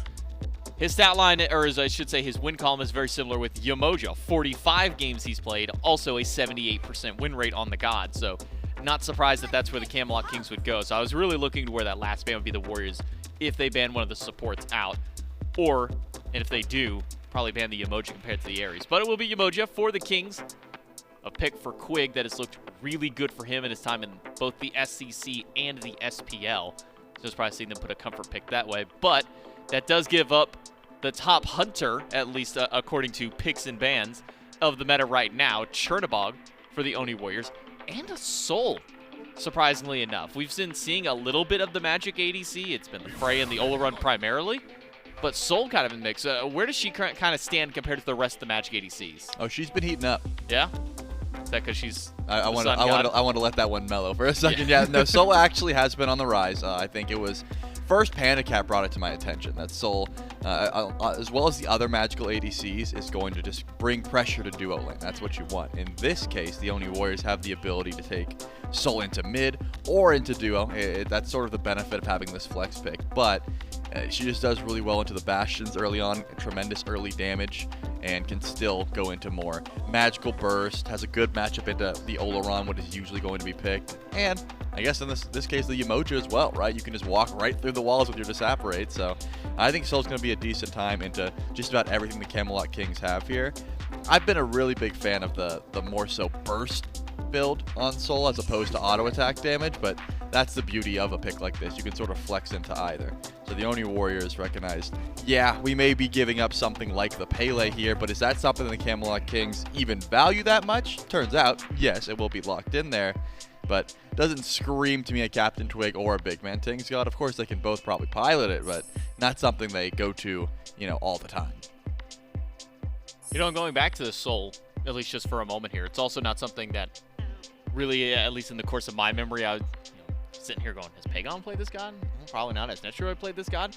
Turns out between the two of them, they both only have a combined 1 game on Soul. So this is either going to be Netrioid's first comp game on Soul, or this is going to be Pegon's second game on the God. So we'll see which hand that one ends up going to. Cerberus, the final for the top 3 of the Oni Warriors, with some flexibility in this one. Soul lane is primarily where its home has been, but in the past we have seen Genetics take this pick for himself. Usually this comes at the cost of him having to eat 5, 6, 7 bans before he gets there, but picking it up in the top 3. Second wave of bans does include Artemis and Camazotz for the Oni Warriors, and then Daji Susano on the opposite side. So maybe not entirely knowing where this Pele is going. We have seen Artemis go into the mid lane when you do have these Magic ADCs. We've also seen Camazotz kind of flex between both of those roles as well, so Oni Warriors is playing a little bit safe in their bans. And it goes back to them, and maybe we'll get an answer as to exactly where this Cerberus is going with our next couple of picks. Yeah, it's interesting because usually you want to put Cerb in the lane that's going to have that tremendous amount of sustain. If it's a Yemoja Olorun lane, that's probably the lane that the Cerb would get the most value from. But in my mind, Cerberus is a solo laner more often than not, right? He just goes, he's a lot more scrappy, a little bit less peel, a little bit more damage, is able to, clear waves and scrap just a lot better over on that side of the map. So you are right, there are some options there. But since you already have the Cherno and the Soul, gotta think shredding for the Soul is also valuable, right? That's the benefit of Ghastly Breath. You get that magical protections down, you shred for your mage ADC, and you throw an Amaterasu into that solo lane, so now you've got the ability to have the Cerb around your magical damage dealers a lot earlier than an Ama would be, I suppose, because more often than not, these solo laners are delegated to solo lane until level 12, or about that 12-minute mark into the game where they decide, hey, maybe I'll teleport out, maybe I'll rotate out, but I'm going to be near that beacon fight or that first Gold Fury fight. Yeah, a lot of the identity around the Oni Warriors in Game 1 was, we got our pick, let's immediately go to Gold, let's go to Pyromancer, let's go to Fire Giant. It was pick into objective, and that's kind of the quick, decisive nature that the Oni Warriors have been able to now develop for themselves with the addition of Genetics on this team. Camelot Kings, though, draft up the Morrigan, Pele before, the Morrigan, and now Thor added to the mix. The Morrigan, most likely now slotted for BMT. Pele over to CaptainTwig, and Thor for variety, something that we haven't seen variety on too much. No stranger to the assassin solos, but this isn't really a pick that variety has been flexing to, even when Thor solo was the meta. Yeah, not a variety pick, so to speak, but like I said in the first game, I'm sure variety's got a Thor solo in the bag. Anyone who's been playing Smite as long as he has played a good bit of Thor. Interesting that the Erlang is the last pick, though. I feel like the Oni Warriors had a few better options, but I mean, I got to sit down with a bunch of junglers yesterday, even Panitom in particular, and we talked about these jungles. I'm trying to remember where Panitom put. I remember him saying, we had Tsukuyomi in E tier, which was, I'm not going to pick this god, and I think he said I'd pick Erlang over Suki, but that's about it. So if that's the case, D tier jungler being locked in towards the bottom. However, that was ranked. That's not competitive. Erlang does bring a lot of setup that you have to try and follow up on, in which case your ranked teammates are not always going to do so. In comp, yeah, the Oni Warriors better be following up on 9 turns blessing. They better be following up on the pin. Interesting team comps for both of these squads, just because the Camelot Kings, this doesn't scream to be a Kings draft by any means. Of course, the duo lane looks like it, but the fact that they've got this a double assassin dive with the Morrigan is going to be very interesting to try and execute on. I do think their team fight is going to be insane if they're able to stay stealthy, if they're able to stay invis with the Mori, and of course catch people off guard with the Anvil of Dawns. But whenever I see the Chernobog, you know, you always have to discuss the rotations, right? The ability to split push that now the Camelot Kings have been afforded because they lock the Morrigan, right? They're able to use that themselves. They can transform into the Chernobog, fly across the map if you need to, just because it's such an impactful ultimate, especially when you think you've got a man advantage, you think you're winning a fight, you step forward, you overextend, and then someone just flies in behind you. Yeah, I'm kind of looking at this Morrigan pick right now for the Camelot Kings for BMT. Got a couple of great options on your own side. You got the Pele, you got the Thor, so you can always get that second assassin for yourself. As you also mentioned, you know, the Chernobog on the opposite end that the Oni Warriors do have for it. But then I'm also looking at Amaterasu, I'm looking at Erlang, Shen. If you want another big AoE CC, you got Cerberus. There's so many options available for BMT. So in a situation like this in a game, what kind of gives you the decision for the Morrigan as to kind of which god that you go to? Is it just that immediate moment, or is there kind of a time frame of where these picks kind of hit their power points? I would say more often than not, it's going to be something like the Pele. If you're looking to get aggressive, you can very easily just Dark Omen, ult in, that's going to be great. But when you're making rotations, it's a bit different. If you see your team fight, your team's getting invaded at purple buff and you need to get there immediately, you're going to go, I mean, I'm Chernobog or I'm Thor. I can help you out, I can get there. But the issue is Chernobog is not a great transformation early because he doesn't do that much damage. He doesn't provide much meaningful CC. He's just a body that is going to arrive, whereas Thor, he arrives in style. He's got the CC, he does the damage, so it's probably the assassins. Well, it's a dominant game number 1 for the Oni Warriors. Can they keep up that trend here in game number 2? Or the Camelot Kings going to tie things up? Let's start over to Gormizer and Myflin. Thanks so much, J-Mac and Chelly on the desk. It is Gore, it's Myf, and for the second time, it's going to be Vile, who is going to give us the window into the battleground. I couldn't decide between view and window, man. You somersaulted that tumble right into a pirouette. I don't do ballet. I don't know what I'm talking about.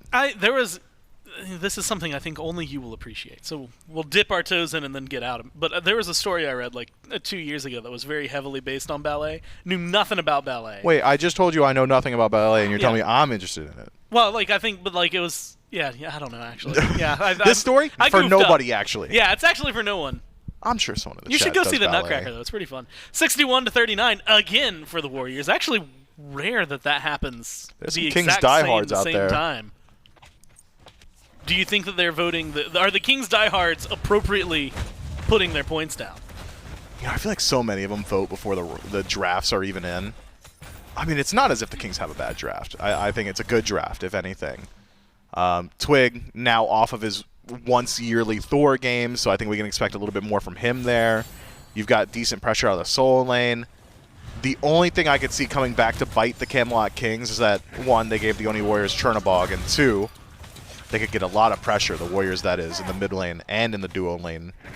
Should be able to have those rotations frequently throughout the early. I'll be keeping my eyes on Panitom on the Erlang Shen.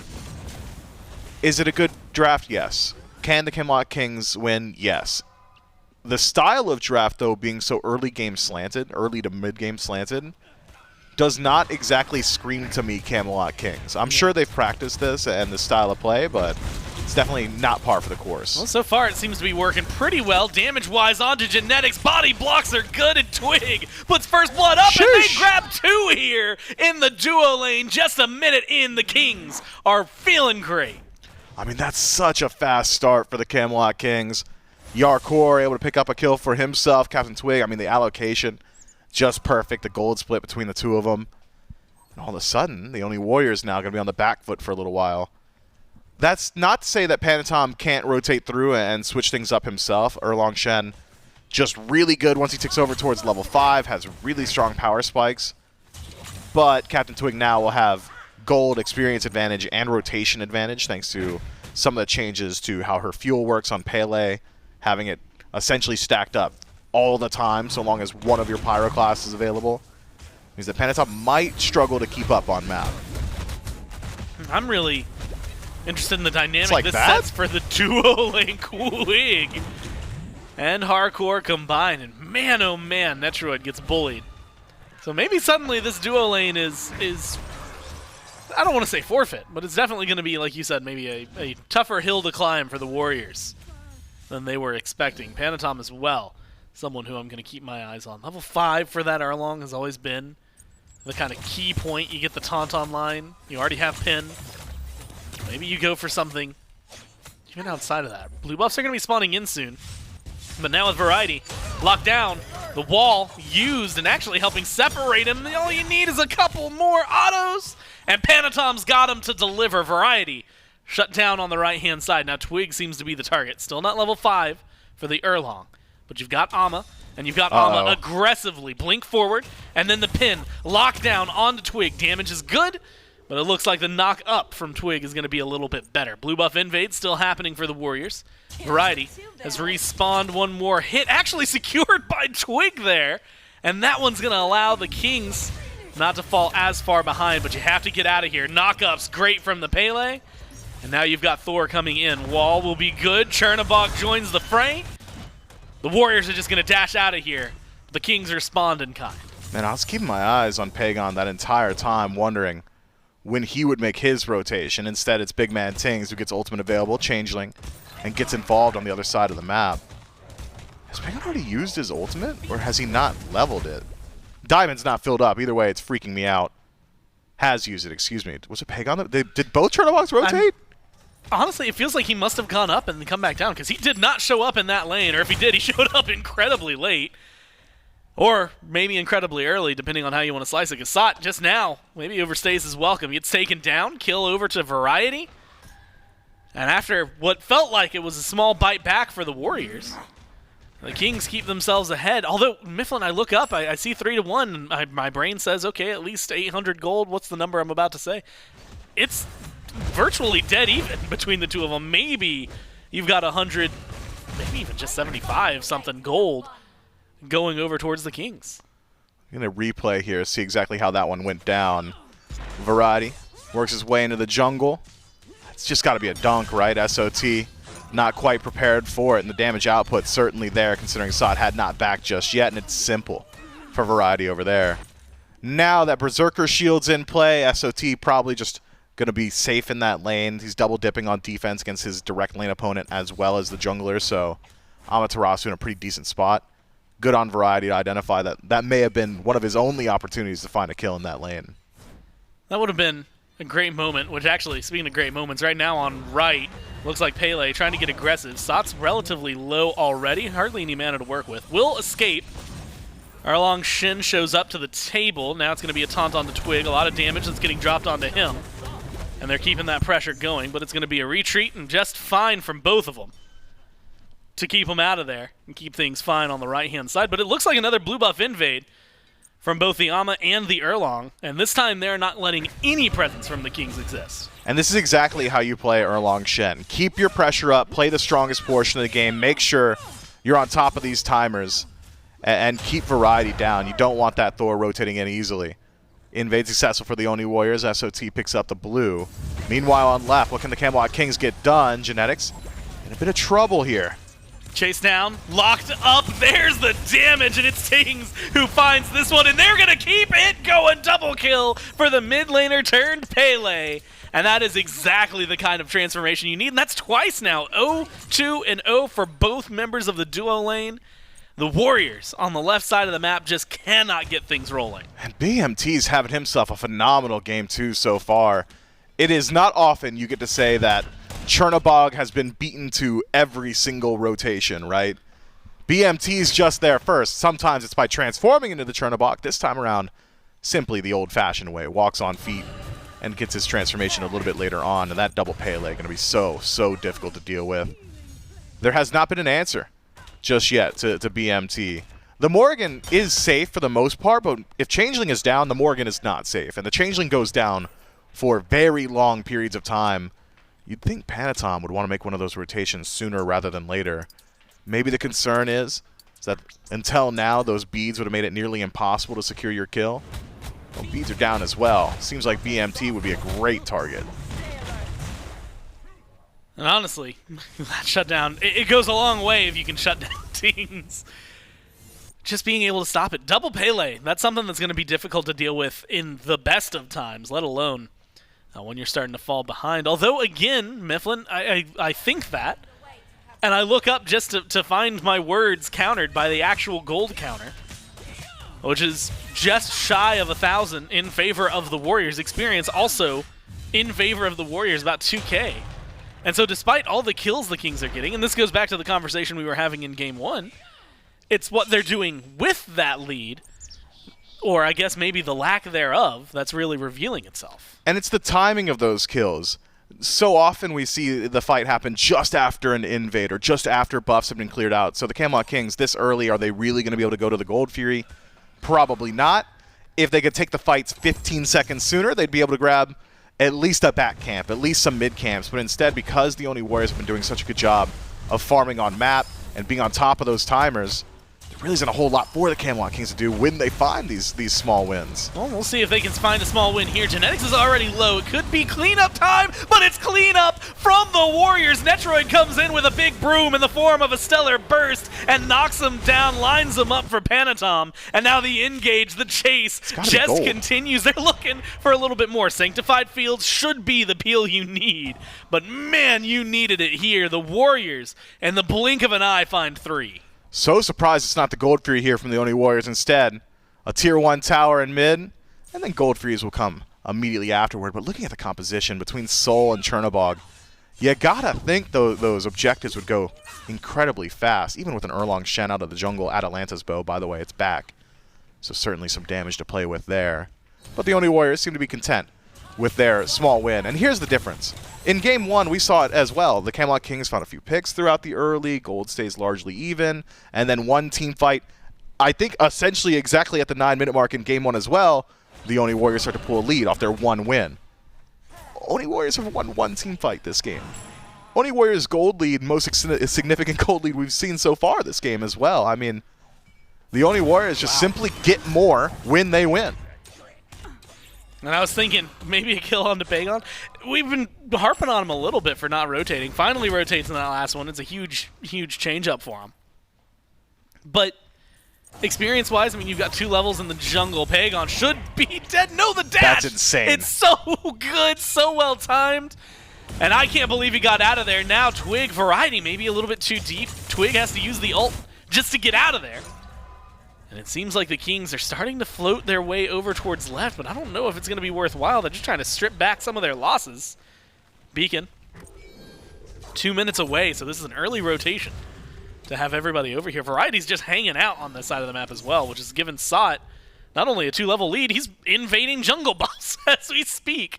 And so it has been a very, very efficient time for the Warriors, despite the Kings being the ones who are aggressing. Yeah, really slow decision-making there from the Camelot Kings, wasn't it? CaptainTwig gets poked out early from rotating between the towers, and it just hovers in the jungle near the beacon, sees the pop-up, Stygian beacon's coming up.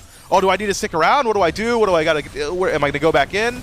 The answer is no. You're half HP, no mana, no ultimate, buddy. You can't stick around there.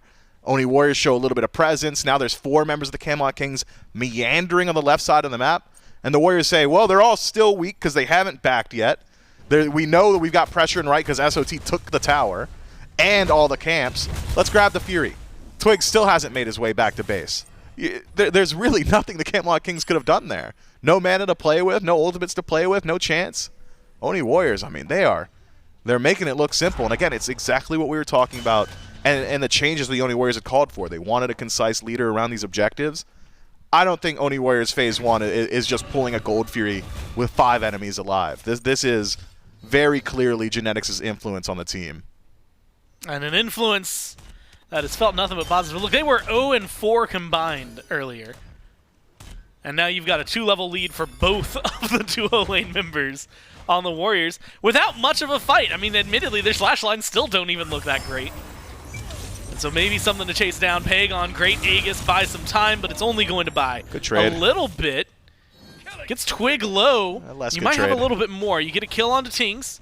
And then the dunk down from Variety. Twig got stopped by the minions? No! He's going to make it out of here okay, but will Variety is maybe the question right now. Good silence. Oh my god, saw it. Locks him down, and now the chase is going to be there. Should be the cleanup.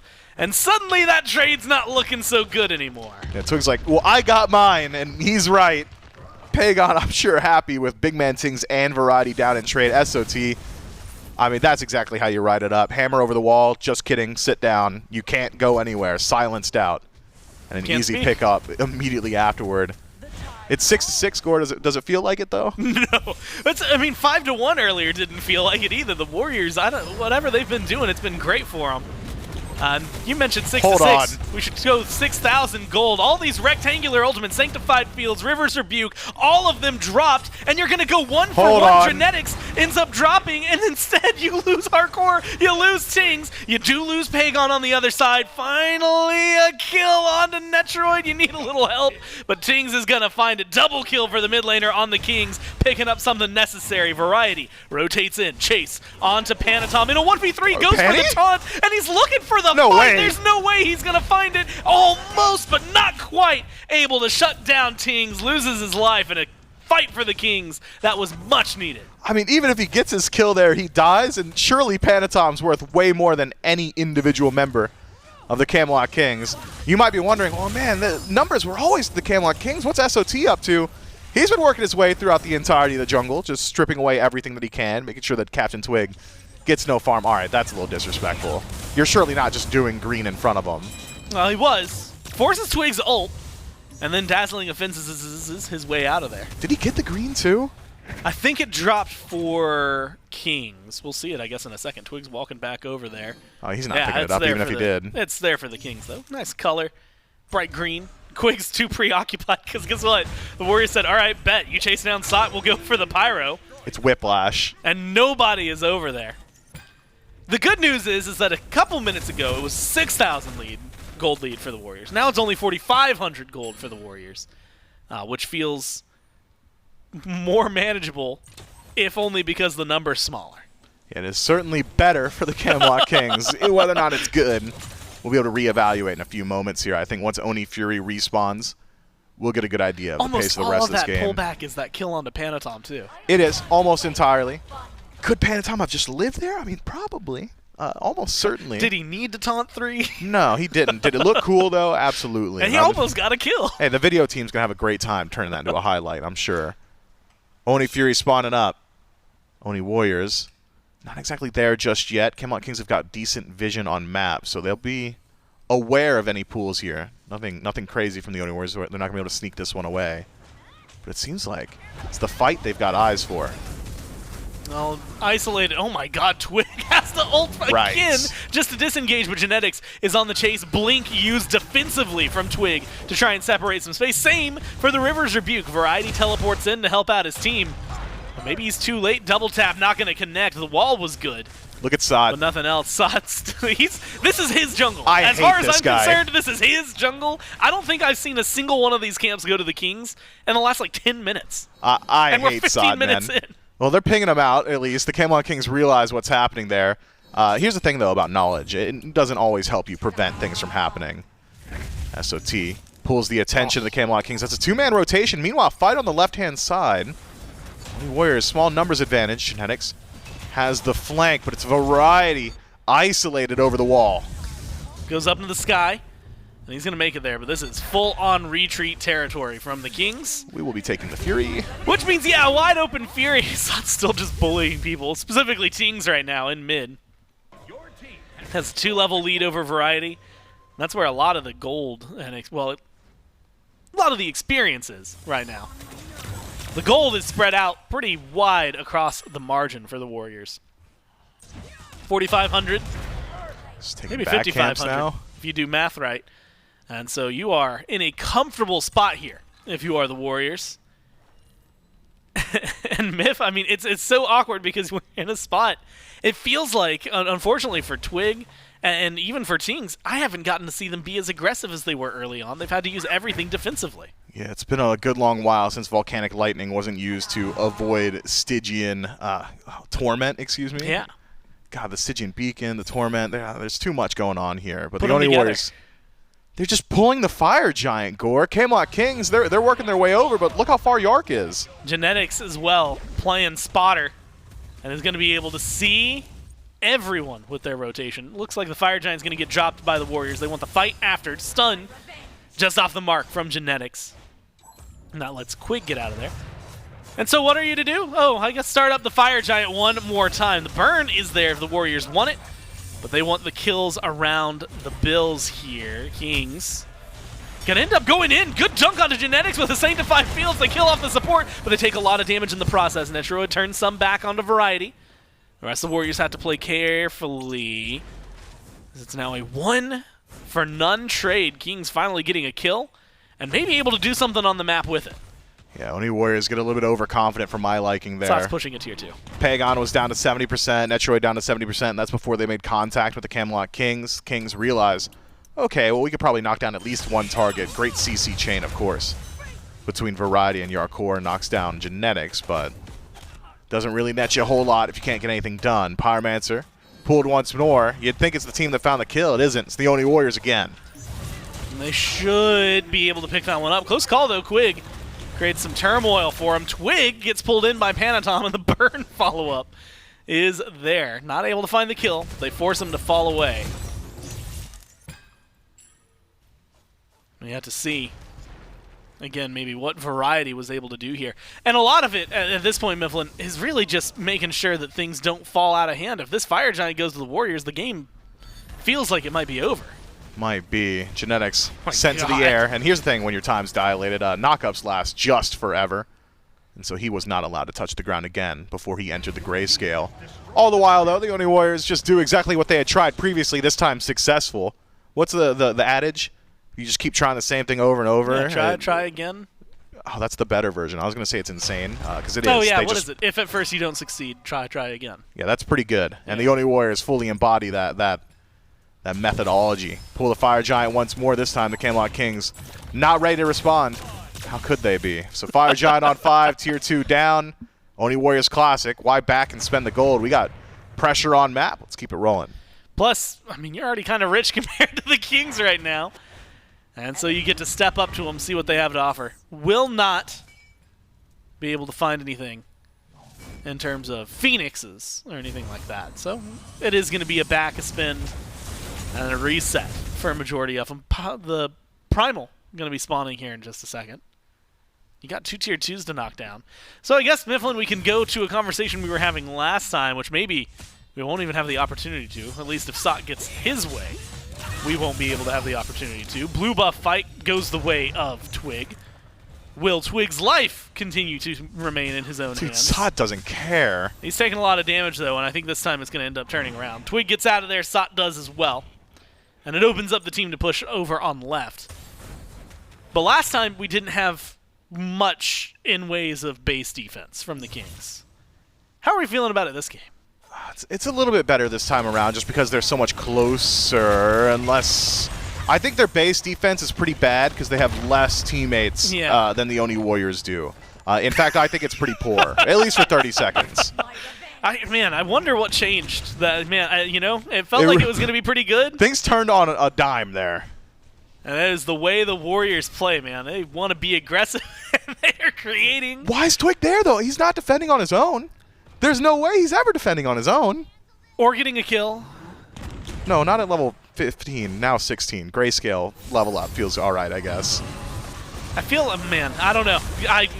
We could watch the footage on that one and have to break it down eventually. Up in the sky goes Variety, dunks down onto Genetics, but it's too late. The left side bird's already been burned. Doors open to the base, and they leap forward because they've got the numbers advantage. You find a kill on the Jarcorrr, and now you might just be running through the Kings with the way this fight's going. Twig came back just to watch his team fall. And then, marching into the Titan room, will they hold on to it? The Warriors have the damage, have the numbers, and they have exactly what it takes to take game 2 here and put themselves on game point, set point, as they are up 2-0 against the Kings. There is explicit clarity between these two teams, the differentiating factor. And it's when the Camelot Kings get kills, the gold meter doesn't move. Experience doesn't move. Yeah. They go back to base and say, whew, thank God we got our one. Oni Warriors got a kill. It's a Gold Fury. It's a tier 1 tower. It's taking your entire right side jungle. It's a Phoenix. It's a rotation back through. It's just such a wild difference between what these small wins start to build up towards. It's some of that macro play we were calling for a little bit earlier. The Oni Warriors clearly have got it here. The Camelot Kings just have not got the opportunities. They're not seeing it on map. Maybe it's a composition issue. Maybe it's a confidence issue. I couldn't say. What I could say is it looks pretty good for the Warriors. Yeah, they were down 1-5 in kills and yet somehow up in gold despite all of that earlier. So it wasn't just, oh, hey, they're keeping it maintained. It was like, no, we're leading you despite all of the losses. And like you said, one fight in game 1 around 9 minutes, suddenly the Warriors take off. One fight in game 2 around 9 minutes, suddenly the Warriors take off. So I guess watch at 9 minutes in game 3. That's a good timer. Seems to be where the Warriors are finding their stride. And if you're the Kings, you gotta imagine, right? I mean, we mentioned the grudge match. Genetics is now up 2-0 on you, and he's looking pretty clean in the process. Can't feel good. Cannot feel good, and they need to do something about it. They're down 2-0, backs against the walls. We'll see how they respond right after this.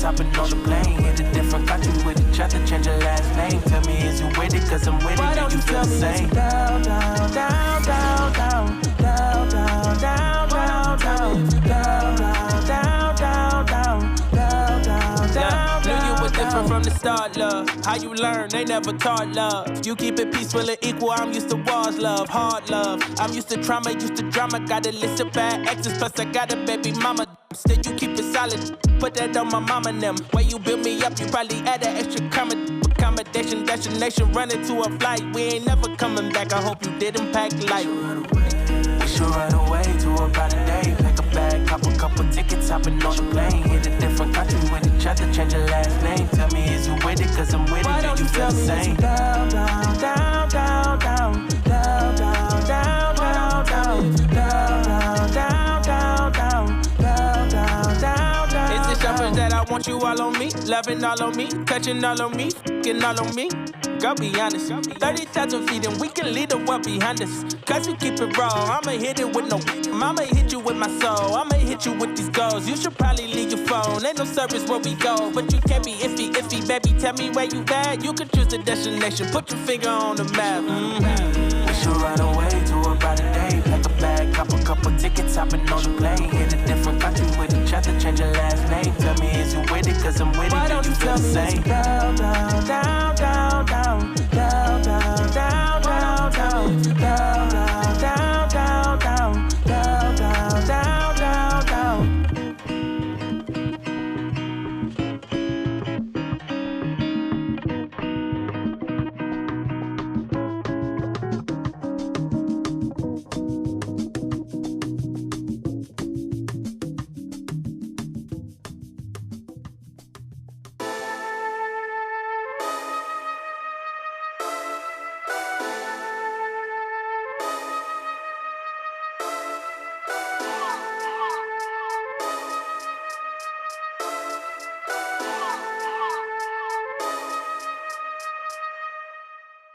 through tripping Aquafina, I'm sipping 15, kept a weapon on me. Flow make digits, I'm on my business, stack chicken like what it's gon' be. Crew in the cut, hey, you want us, red run when I tell a peace. Love is love. Love is love. Adios. Bendo with the switch again. Boy deliver like he heffernin'. Core with digits, give him estimates. Somersaults for my Benjamins. I got what you need, baby. Skirt the Chevy, make a scene, baby. LABB been the team, baby. Bim Papa, word the G, baby. Look, labs till I'm finished. Had a handful of lemons through the hand. Got a bag, now the hands in the business. For my hand, it's a ticket. Talking Mazda for the biggest. That's a comma and a comma and a comma. Gotta get it. I've been playing with the minutes that they been shoulda gave. And I'm flipping it.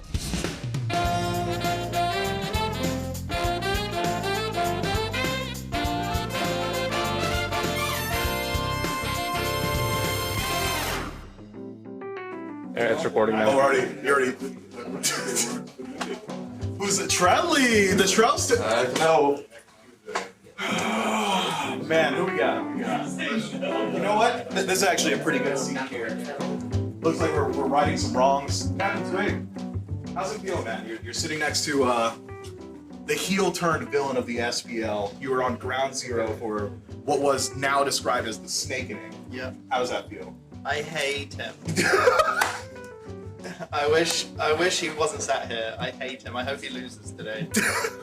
Well, they're playing against each other a little bit later. Genetics, any words for your previous teammate?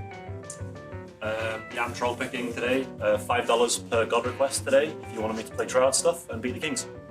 Fair enough, and that's twitch.tv/genetics? Yes. Absolutely, make sure you're keeping your eyes there. Net, have you tried to talk him out of troll picking? Like, is this a conversation the team had to like come together and figure out compositions with, or are you worried he's just gonna drop it on you? No, for sure. Like, we have been talking, we have been doing that draft, picks and bans, you know? Okay. And Genetics came to the conclusion that he just has to throw picking or the grass. Because we lost last week, right? So something has to change. Something has to change. The God wheel is on it. Lost last week, took a hit to the paycheck. He's got to make it up somewhere.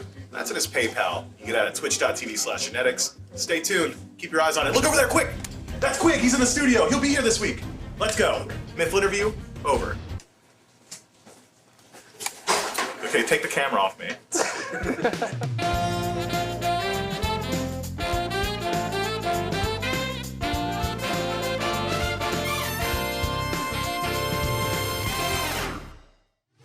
But I can't believe that I forgot to mention at the top of the show that, yeah, Quig is here in studio. That's probably the most important thing that came from that entire interview, was that Quig is here in studio now playing with his team, and also that Twig just really hates Genetics. I mean, you could feel the aggression in his voice whenever he said that, Trelly. I'm just glad I got out of there quick enough. I was almost in that Myflinterview, and I could have felt that rage. It's a good thing that I ran before it started. That was close. Yeah, it was a close call there, but not so much a close call in this game. Oh, no. Camelot Kings, they started out great. They got 4 or 5 kills up top really early on in this game, but I think Myflin highlighted it best, Charlie, where it's the Camelot Kings are getting a lot of kills, and kills are really cool, but the Oni Warriors are getting the 1 kill, and then everything else on the map, whether it be a Pyromancer, a Gold Fury, or Sot taking the entire jungle whenever you make a rotation out. It's just the objective and kind of the stuff after the stuff has been what's popping up here for the Oni Warriors. Yeah, it seems like getting the kills is great, but getting the kills and some farm, or just farm in general, is going to be a pretty good look, which is what I was seeing, right? Even when the Camelot Kings were climbing and those kills were going up, if you check that gold lead, it was almost never in contention. Like, sure, at this point, 2 minutes in, the Kings have a bit of a lead, but I think from this point on, you're going to see that Oni Warriors just keep climbing. Like, a solid 4K, 5K at this point, despite being down, is difficult to try and come back from, because the Camelot Kings weren't really grouping up for those team fights. They were finding impactful picks, but it was all about the objectives, and you can't end a game in, 22 minutes? Unless you are dominating the objectives, and I think that's something that the Oni Warriors composition did extremely well. You can say it's double ADC, but you've got Ama and Erlang Shen as well. That's essentially 4 auto attackers that just absolutely melt Fire Giant. And the Oni Warriors, it seemed like this was their plan from the start. Play that explosive play style, farm the map, and just play for those objectives as quickly and as early as possible. And the Camelot Kings just were not ready for it. I mean, kills are there for the Camelot Kings to start the game, but the problem was every time we saw those kills go through, you look up at the scoreboard and go, oh, well, that kill didn't really do much to the gold lead. You look at the opposite sides, okay, Oni Warriors got a kill. Oh, they're up 1,000 gold. Oni Warriors got their third kill. Oh, they're 3,000 gold up. Felt like every kill was another 1,000 that was being put in the pocket of the Oni Warriors and everything else that was going on. So, moving now into game number 3, the Camelot Kings, they made their adjustments. They say, okay, we're going to get rid of the Athena. We're going to get rid of some of the problematic pieces that worked so well for the Oni Warriors in game 1. But now the Oni Warriors have kind of diversified things. They said, okay, well, now we can just play an entire auto attack style of composition to where you can't step up to ejector. If you do, it's probably already gone because we have that. So what is the answer for the Camelot Kings to this extremely fast-paced game that the Oni Warriors have now put in place for us? I mean, that's the thing. You have to try and draft a draft that can farm as well as them. Like, Thor is never going to keep up with Amma as far as, you know, gold, right? You just don't clear the wave as quickly. You don't move around the map as quickly. Yes, you have the ultimate, but Amma's got the passive movement speed, the sustain to stay in lane, and proxy. So that's not the... I don't think you're supposed to match the Oni Warriors playstyle in that regard, right? You're not trying to out-farm them. You just have to group up and force your own objectives on the other side of the map, right? If you guys are staying over on right, Sot's not rotating, we have to force a fight. The Camelot Kings, it's not easy to try to adapt to that play style, but they have to try and play their own version of SMITE and not let the Oni Warriors dictate things, which, if you've learned anything from watching these guys, is easier said than done. Yeah, it's a very tall task, trying to slow down the Oni Warriors, especially when they've set a momentum as fast as we saw in game number 2. But picks and bans for game 3 now between the Warriors and the Kings. Starts things off immediately with an Ares Lancelot from the Oni Warriors. Camelot Kings, now not being in that first pick spot, will take away the Yemoja in fear that that one might get picked up by Genetics, who is just similar to Quig, is also a very avid Yemoja player, as well as this Khepri that's now been banned 3 times in a row against the Oni Warriors. And again, it's one of the only teams that is seeing a Khepri ban, and I do believe that's because, if I'm not mistaken, I have to pull up the stats again just to double check, but I think that so far this phase, and that's including the kickoff, that Genetics has been undefeated on that pick. So maybe right to see that one hit the ban column against the Warriors. The man just likes Khepri, and I think if your Scarab's blessings are impactful, it's very annoying to try and deal with, and you don't want your single target comps, your pick compositions, you know, playing into that. So I think the Oni Warriors are right to try and grab it if they can, and the Camelot Kings are right to take it away when they are not in a position to grab it, and it doesn't seem like they even want to. With that being said, though, the Warriors are sticking to this Raijin ban, which will once again leave open that Chernobog, and the Oni Warriors are going to jump on that immediately. What's the switch up here for the Camelot Kings, right? This was obvious. Are they really valuing the Olorun Pele top 2 here, or is it just, you know, a different support? Obviously, Yemoja has been taken away this time around. I'm wondering, because again, we all knew the Chernobog was going to be the first pick there. What is the switch up for the Camelot Kings? Because they had to have a game plan in mind. All it will be hi-rez for the solo lane. You want some pressure, something that does damage, that has a lot of sustain. Give that one over to What do you think that reaction was? Do you think they were mad about hi-rez getting locked in? It's like, oh, dang it, guys, we forgot about hi-rez. I can't believe it. We just forgot about hi-rez? Are you kidding me? Forgot this god existed. Freydes? I just combined the two of them, Freya and hi-rez. It's the Freydes combination. No. hi-rez in the solo lane, Freya in the duo for the Camelot Kings, drafted up against the lone Chernobog. So a strong top 2 for the Kings. You talked about something to match potential if an Amaterasu would get locked in over there. Something that can keep up and sustain. Probably output a bit more damage, at least that immediate burst. But something survivable to kind of hold yourself over on that right side. Yeah, well, I did say, you know, you got to try and match Sot's farm or go elsewhere, and hi-rez should be able to match the farm, even if it's not on an Amaterasu, which is still available. The Oni Warriors could look towards it. I mean, the hi-rez is one of the quickest farmers that you really get over in the solo lane, so definitely a good look for the top 2 here, the Camelot Kings. If the Oni Warriors want to do the majority of a run back, that the soul is still available, right? That is still a pick they could go towards. If they think that it's just full auto attack, they could do that as well. It will be the Pele on top of the Olorun, which I think, despite the fact that hi-rez can be a bit annoying for an Olorun, just ult-wise, right? You don't really want to be getting your beats pulled by Pillars of Agony. you drop Sanctified Field, when Hades comes out of the Pillars of Agony, he's going to be in the center of it, right? It's very difficult to try to escape. You're pretty much burning beads every time. I think both of these gods can have interesting interactions with each other, depending on which one's ahead and which one initiates the fight. We'll set the final pick for the Camelot Kings before our second phase of bans. Try and maybe box out in this mid lane.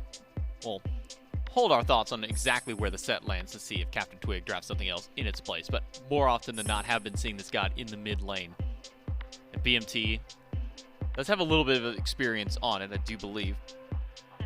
In the previous set, had a game that he was able to perform on. This one, 6-1-12 up against the Gladiators in game number 2, or game number 1, I'm sorry, of that set. And I believe banned away from him for the remainder or picked away at that point, so seeing BigManTingz go back onto something comfortable, something he can kind of control a bit more of the pacing of the game. On the Morrigan last game, really good, really fast rotations on it, but once it came to late game, it didn't really matter when the Oni Warriors had the kind of lead they did, but we'll see what BigManTingz' impact on this pick can be. The final bans now concluded. Hercules and Terra from the Camelot Kings. Camazotz and Ganesh on the op side for the Oni Warriors. Surprised to see that Ganesh made it all the way into the second wave before he received a ban. Yep, it looks like the carries are just a little bit more impactful at the moment as far as what you're trying to prioritize. And I think the Oni Warriors have the potential to really switch things up with their top 3, right? On paper, sure, just looks like Pegon would take the Chernobog. You give Pele over to jungle and just say, hey, Panitom, you take this, and everything goes the way that it usually would. But considering SOT has the ability to play some outlandish picks over in that solo lane, and you're up against a Hades, you're not going to have to worry about a tanky warrior running you down. There is still the ability to throw something kind of wacky over into that lane.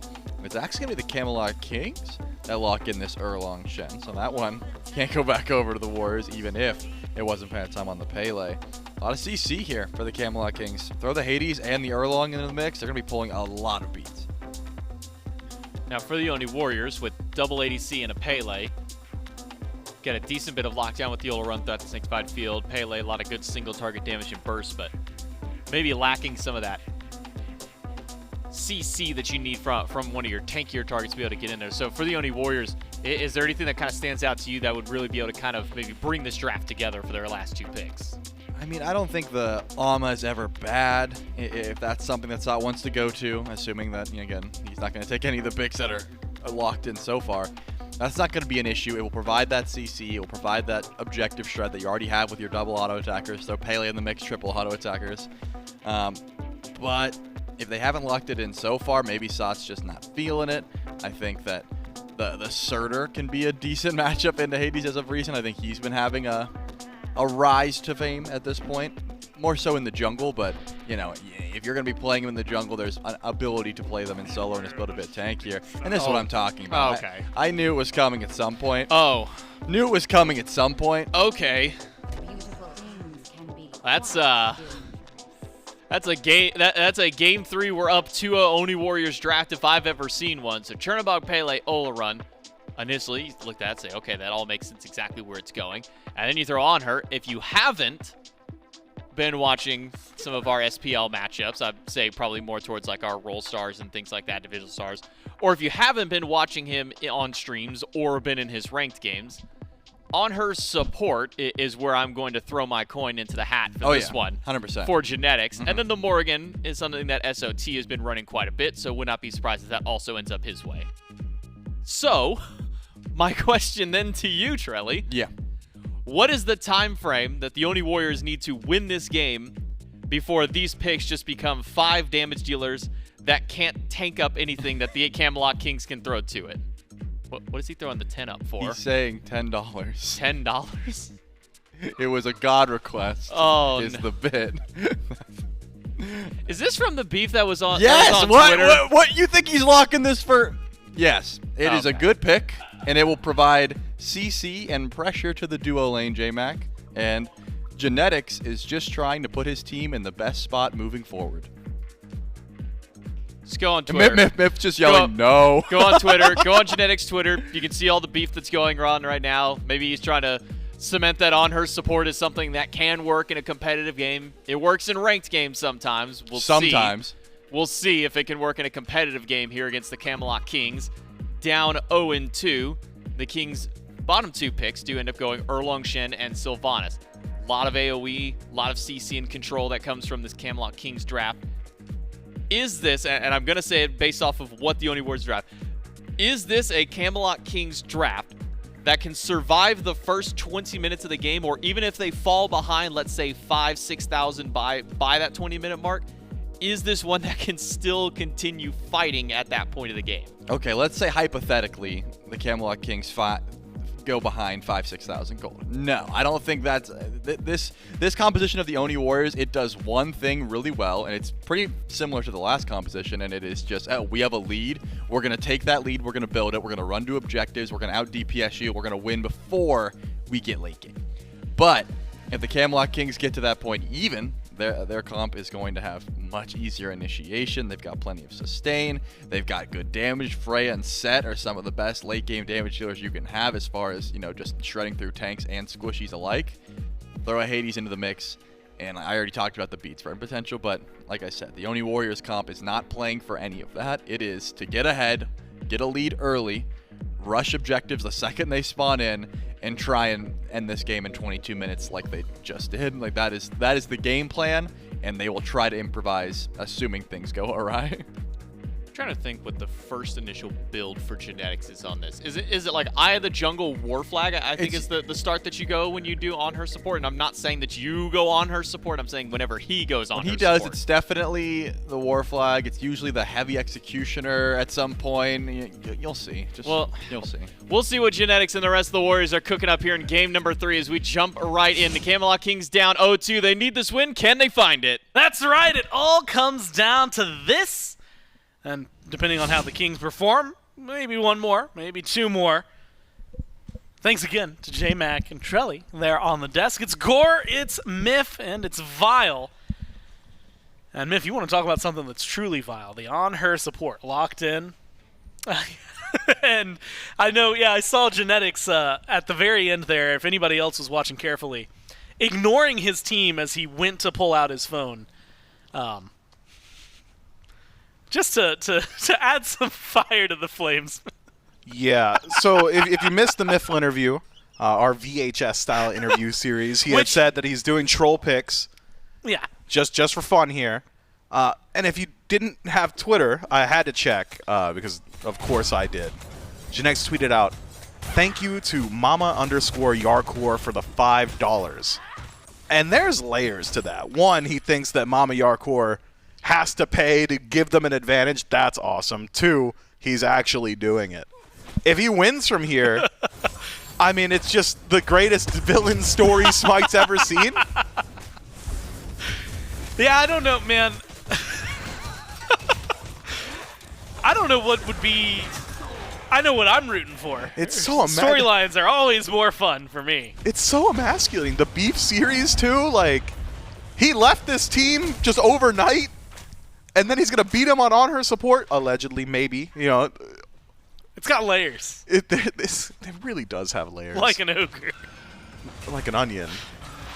Exactly. Okay. Look, can it work? Yes. Should it work?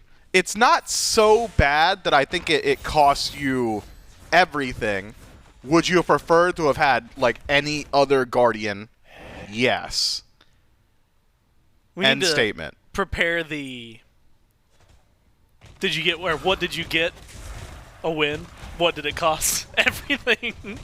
Or, I guess on the other side, he could just tweet it out. Someone, if you want to make this for genetics, what did you get? A win. What did it cost? $5. Dude, it didn't even. It wouldn't, if he wins, it costs him nothing. If the Kings win, he could tweet it out like it cost Mama Hardcore $5. Oh, dude, he's checkmating them. Oh man. Yeah, I don't think there's a win scenario here for the Kings, even if they win. They have to win out the set. They have to win out the set from here. And you have to, and not only that, I would even wager you maybe need to grind genetics down in the process. But you got to get kills, you got to get into the game, and you got to get things rolling before that. Panitom, blink ready, right over the wall, knockout's good. And he's gonna continue. Yo, oh my god, Hardcore's so low. But you don't have the assist from the jungler. Genetics got it like that. Disperse into pillar stun? You don't see that no more. That's old school. I mean, you don't see it because it DRs you so hard, but it's cool. It looks real good. You know what, Myflin? I'm excited to see what genetics on her. You know, it's the old tried and true, right? If you're going 1v1, the gentleman's joust, you're playing on her. He's already building defense, though, so he's broken gentleman's rules. Good point. So he's not gentleman's jousting on them. What kind of build? Man, I don't even know where to go with this. What kind of build does an on her support? He started with the war flag. But do you go for Thebes the same way? There's no world you're asking me to predict an on her support build. Yeah, there's you're really right. no world you're doing. Yeah, that. I might go Shoguns. I might pick up Shoguns, get a little Shelley bit of said attack speed. Executioner, just build him like a carry. Honestly, if Pegon isn't going to go Xe, you might be able to get away with like 1 or 2 aura defense items into Shoguns, into Xe just to get passive stacks. I mean, you're really not frontlining with this guy, so how much defense could you really need? Just enough to like survive skewer poke. Yeah, I don't know, man. I'm not versed in this. That's unfair of me to be asking you. Yeah, I'm unfamiliar with Genetics' game. That's on me. Yeah, and you know what? We should have been watching the streams. He wouldn't. We would have learned. Oh my God! It's a great pillar, and then the Is that sanctified real? field. You've got the autos. One more hit. You just need one more, but they're unable to find it so far. But the bleed forward from Panitom, and the ult gets used, and it's first blood over to the Warriors. I mean, that's awesome. I'm actually mad at Royd for making Panitom have to get involved there because Genetics did so much. The pillar well placed, the stun perfectly placed as well, burns the beads on his own, does 60% of the HP bar. Genetics is thinking to himself, man, maybe I should have built some damage here. Maybe I should. If I just roll out with Bluestone, that's a solo kill every time. Man, it's mentally crushing. It's in my head, and I'm not even playing. He's not even beefing with me, and I'm sweating it right now. So you gotta think, Jarcorrr sitting there thinking to himself, it ain't right, bro. It just ain't right. I can't. The lockdown. I'm stuck on it. Luckily, Variety's in trouble, and that saves us there because it's another kill for the Warriors. Sot and Panitom work together and knock down the pillar that is Hades. Got stacking items on board for everybody who's going for it, right? The Soul Eater, Transcendence, your Devo's Gauntlets, Book, but then very specifically, it is a Gauntlet of Thebes for Genetics. Oh, and they're zoning the wave, too. And I'm going to watch Genetics carefully because who knows when on her support's going to strike. You need to know where it's going to go. Twig. Oh, poor Twig. No. Turtle form gets him pretty far away, though. He might be okay. The knock-up is good. The damage not quite there from Panitom. No ult yet available. And so Twig does get to live through that one. Does he get to live through the rest of this? Well, actually, Panitom maybe is the one who's stepping out of line. The rest of his team going for their own blue buff. Panitom staring down Variety. And actually, Twig backs. So you've got the 1v1. You go for it, but unable to secure it. Despite the aggression. A nice try, nonetheless. Panitom can't fall back to his own blue buff there because Pegon needs to find something on rotation. Otherwise, he's just going to fall behind. Already has, by the way. At least a little bit. BigManTingz comfortably at 8. Pegon just now ticking past. So with the 2 split on blue, Panitom says, best use of my time. Low percentage odds steal on the enemy blue buff. Doesn't get away with it, but still at least puts in a little bit of pressure. Keeps Variety guessing. Mental pressure is still certainly good as well. So, effective split between the Oni Warriors, who are off to a roaring start throughout the early. CaptainTwig able to get involved himself there. That's an easy pickup. SOT, I mean, this is something SOT's been doing, though, going towards these squishier soul laners. Yeah. Guys out of position. Oh, no, not again. Turns out, Genetics on her? Is it just good? He's actually really good at I mean, the Impale, the Pillar, the Body Block. Did you see the pop-off? He did the Captain Falcon show me your moves, bro. Did you see that? I did not. Dude, I hate Genetics. I hate this guy. That's the closest you're going to get to actual bias commentary up here. Oh, well, maybe not here. Panitom bites off more than he can chew. I don't even know how to break that one down. He was just deep. No backup, no lifeline. Almost gets Tings, but does not. And so it is now a death on the board for the solo, and a death on the board for the jungler of the Warriors. Camelot Kings keeping their... Oh, no. Same spot? All right, he can miss. Gotta stay away from walls. He can miss. He's using it like a Ymir wall, and he's honestly maybe using it better than some of the Ymir's walls we've seen. Well, maybe not some of his. Well, not his. Yeah, genetics Ymir Wall is very good. Yeah, those are generic, Yeah. not genetic, generic Ymir walls that I'm talking about. And let me get ahead of this now, because I know it's looking good, and it's the most hyped thing I've seen in this set so far. Please don't play Anhur support in any of your games, chat. Casual or otherwise. Like it's Theoretically, unless it was... Unless you're getting a donation. A donation on your stream. Oh, man. Do you want to know the origination of that beef? It's not even beef in this set. No, it's completely external to Genetics the is mad at Incon. Like, what's going on? What, and he brought it here? He brought it to the Warriors' doorstep and made them deal with it. And unfortunately for them, they're having to deal with it because he has done so well. Oh, man. And poor Twig's about to feel the experience as well. Good impale. This time he doesn't have to use the pillar to body block him in and lock him down. Would have been a little bit cooler. Would have been cooler. And man, can you imagine the conversation if Twig ends up losing his life there? Luckily for the Kings, that's not the world they're living in. Unlucky for the Kings, it's 1,000 gold in favor of the Warriors. We're approaching that 9-minute mark. This is where the dam has broken every single time. But Myflin putting the feelers out there for the game. This doesn't feel like the 9-minute changer. This feels like we're going to be waiting a little bit before we get to see whatever the true impact is of Anhur support. Well, it is worth noting that the Oni Warriors do have incredible ability to transition in towards objective. CaptainTwig attempted purple buff invade there, unsuccessful. A singular pick and it's 3 hunters, physical or magical, doesn't matter, on whatever objective it is. You can kill 2 hunters, there's always going to be another one, right? So ability to do gold for you so long as one of the hunters that dies is genetics is incredibly high. They're so squishy, though. I mean, are they? It's a Gauntlet of Thebes. I mean, base stats, of course, not Guardian stats or Warrior stats, but he'll be tankier than you think he is. Oh, and so far right now, they're putting the demon. Oh my god! Oh my god, genetics! I would have thrown up. Oh my god, it's working, and not only is it working, it's working well. I hate him! He's that guy. He's the main character, bro. He literally came into an interview and said, yeah, I just consider myself the main character. I get it. I get it. He is the story. I can feel it now, man. He keeps this rate, this pace, with the Jake now into the I guess, Incon beef that he's bringing into the SPL. As you keep it up at this rate, every single world storyline is going to be exclusively about genetics. And you know what, Myflin? Let's watch it back, dude. Yeah, let me see it. Oh, man. Oh. Is it over the wall? He wouldn't. Okay, it isn't. Just perfect. Just sit down. Doesn't hit autos, though. He's certainly not a Hunter player. And look, Pillar is a very thin wall compared to every Guardian wall that you're going to throw up anywhere. Just compared to any other wall in the game.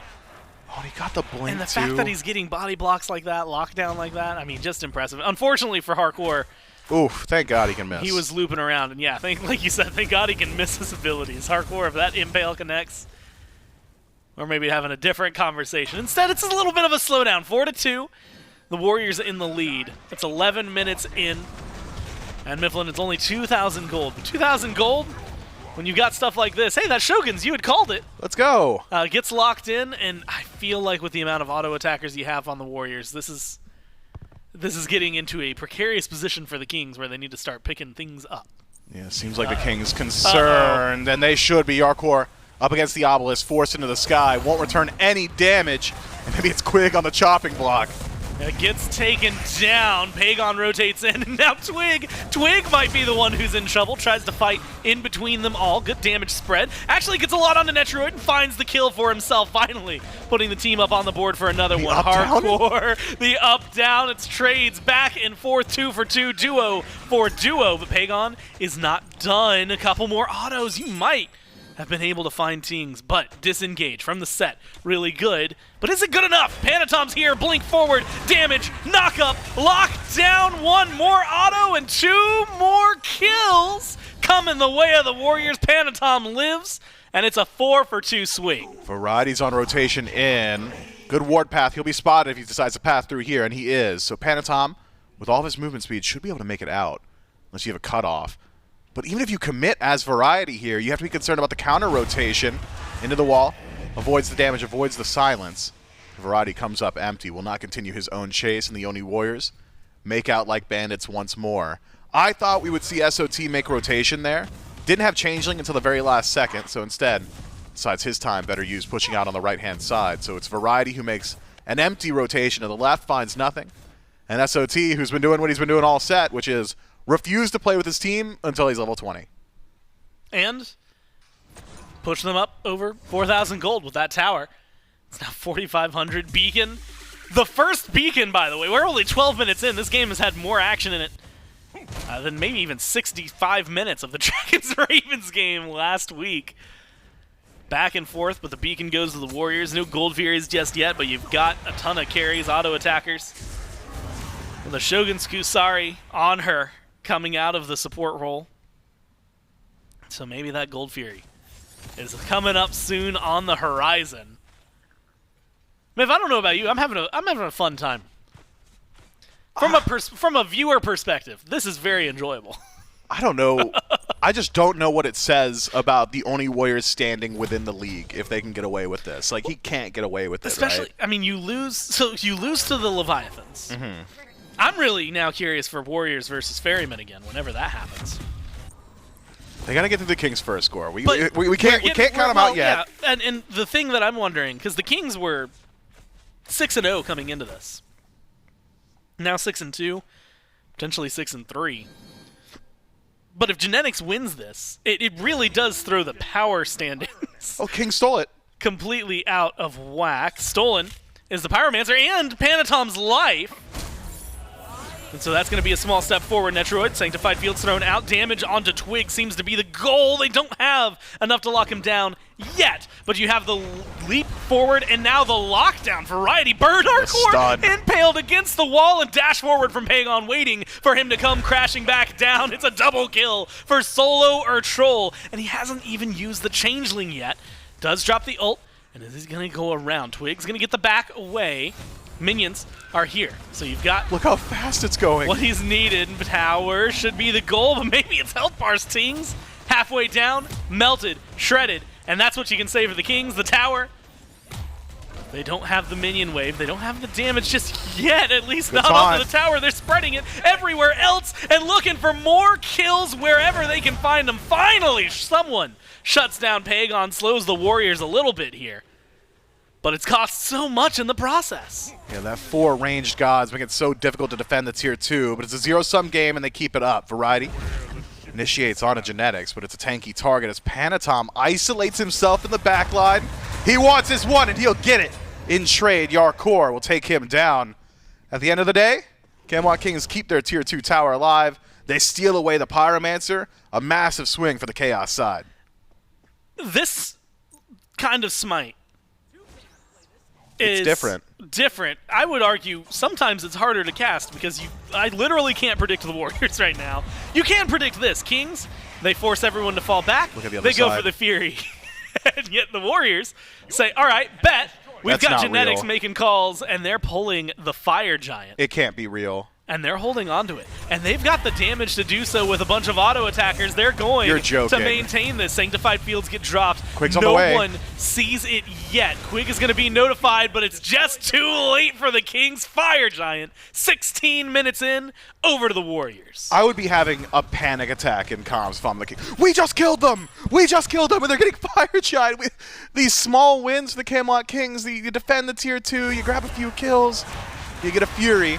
And all of a sudden, the Oni Warriors take all the wind out of their sails with the Fire Giant call, and it's a smart one at that. You got to be aware of the potential of burn from this Oni Warriors draft. There it is. That's the strength of Anhur support, I suppose. Just the potential to do exactly that. You could build Shoguns on anybody. That's not an Anhur exclusive. Let's not play around. Oni Warriors Siege going to be real good, Gore. It's going to be real good. I would say with this many auto attackers, you better have a Shogun somewhere on your team. Normally it'd be on like a, let's say, Ama solo or something like that instead of a Anhur support, but gets the job done. Not only that, they put another kill onto Variety. Tier 2 in mid was taken down. Tier 2 and left and right still standing. You've got a Fire Giant to work with, and you got 3 minutes on the timer. All these carries, I would think that the towers would be falling a little bit faster, but they're given the respect over. The Warriors recognize where their strings are. I am very, very frightened, Myflin, for anyone that steps up, because it feels like this Anhur. Stuns. Ooh, close. Pillars, the block, the lock, all that you need from him has been on point. Although right here, it's just good old-fashioned minions and autos. Takes down the Tier 2. Sot loses his life on right, which might be the small opening they need. Pegon's in trouble, has to use his beads and the Aegis. He might just be dead. Does not have the dash and will get killed off. 2 kills, both of them, over to BigManTingz. He's going to find a Pyromancer for his team. Help equalize a little bit of this, but it's still 5,000 gold in favor of the Warriors. Yeah, the Warriors going to have to clean this up, though. Look, we're having a lot of fun with genetics on this off-kilter support, but they're going to run into some struggles if the Camelot Kings can find their footing again. If at any point the Camelot Kings are strong enough to take a fight in neutral territory, not having standard initiation going to really make it difficult for the Oni Warriors. And so, when you have the advantage like you do, or had, I should say, with Fire Giant on all 5, having SOT and Pegon picked off on the opposite side of the map, just not going to be valuable enough, even with the Tier 2 tower trade on left. Not enough to offset it. The Oni Warriors really needed to find a little bit more off that Fire Giant. So good stuff from the Camelot Kings. Finding their opportunity, finding the stragglers on the right-hand side, knocking them down. But as you said, it still is a pretty significant lead for the Warriors. Camelot Kings not out of the fire just yet. But things will get a lot better soon. I wonder, though, when do we start to see a little bit more of that anti-heal stack up for the Oni Warriors? As of now, it's the Ankh. You've got a Brawler's Beat Stick as well. Put my eyes on Divine Ruin. I think that would go a long way for him. We'll see where certain things end up now. Damage from Zot was trying to be there. A little bit of help from Pegon. He's finally going to be able to get the kill, but it's 1 for 1 solo for solo. 40 seconds without either. And more pings, more active play coming out from the Kings here. Great pull from Quig. Pegon, no ult to work with, no disengage. And the Kings, like you said, putting the Warriors in the corner over the next few minutes. Fire Giant's not going to be up same guys. For a minute 20. Same guys, same place.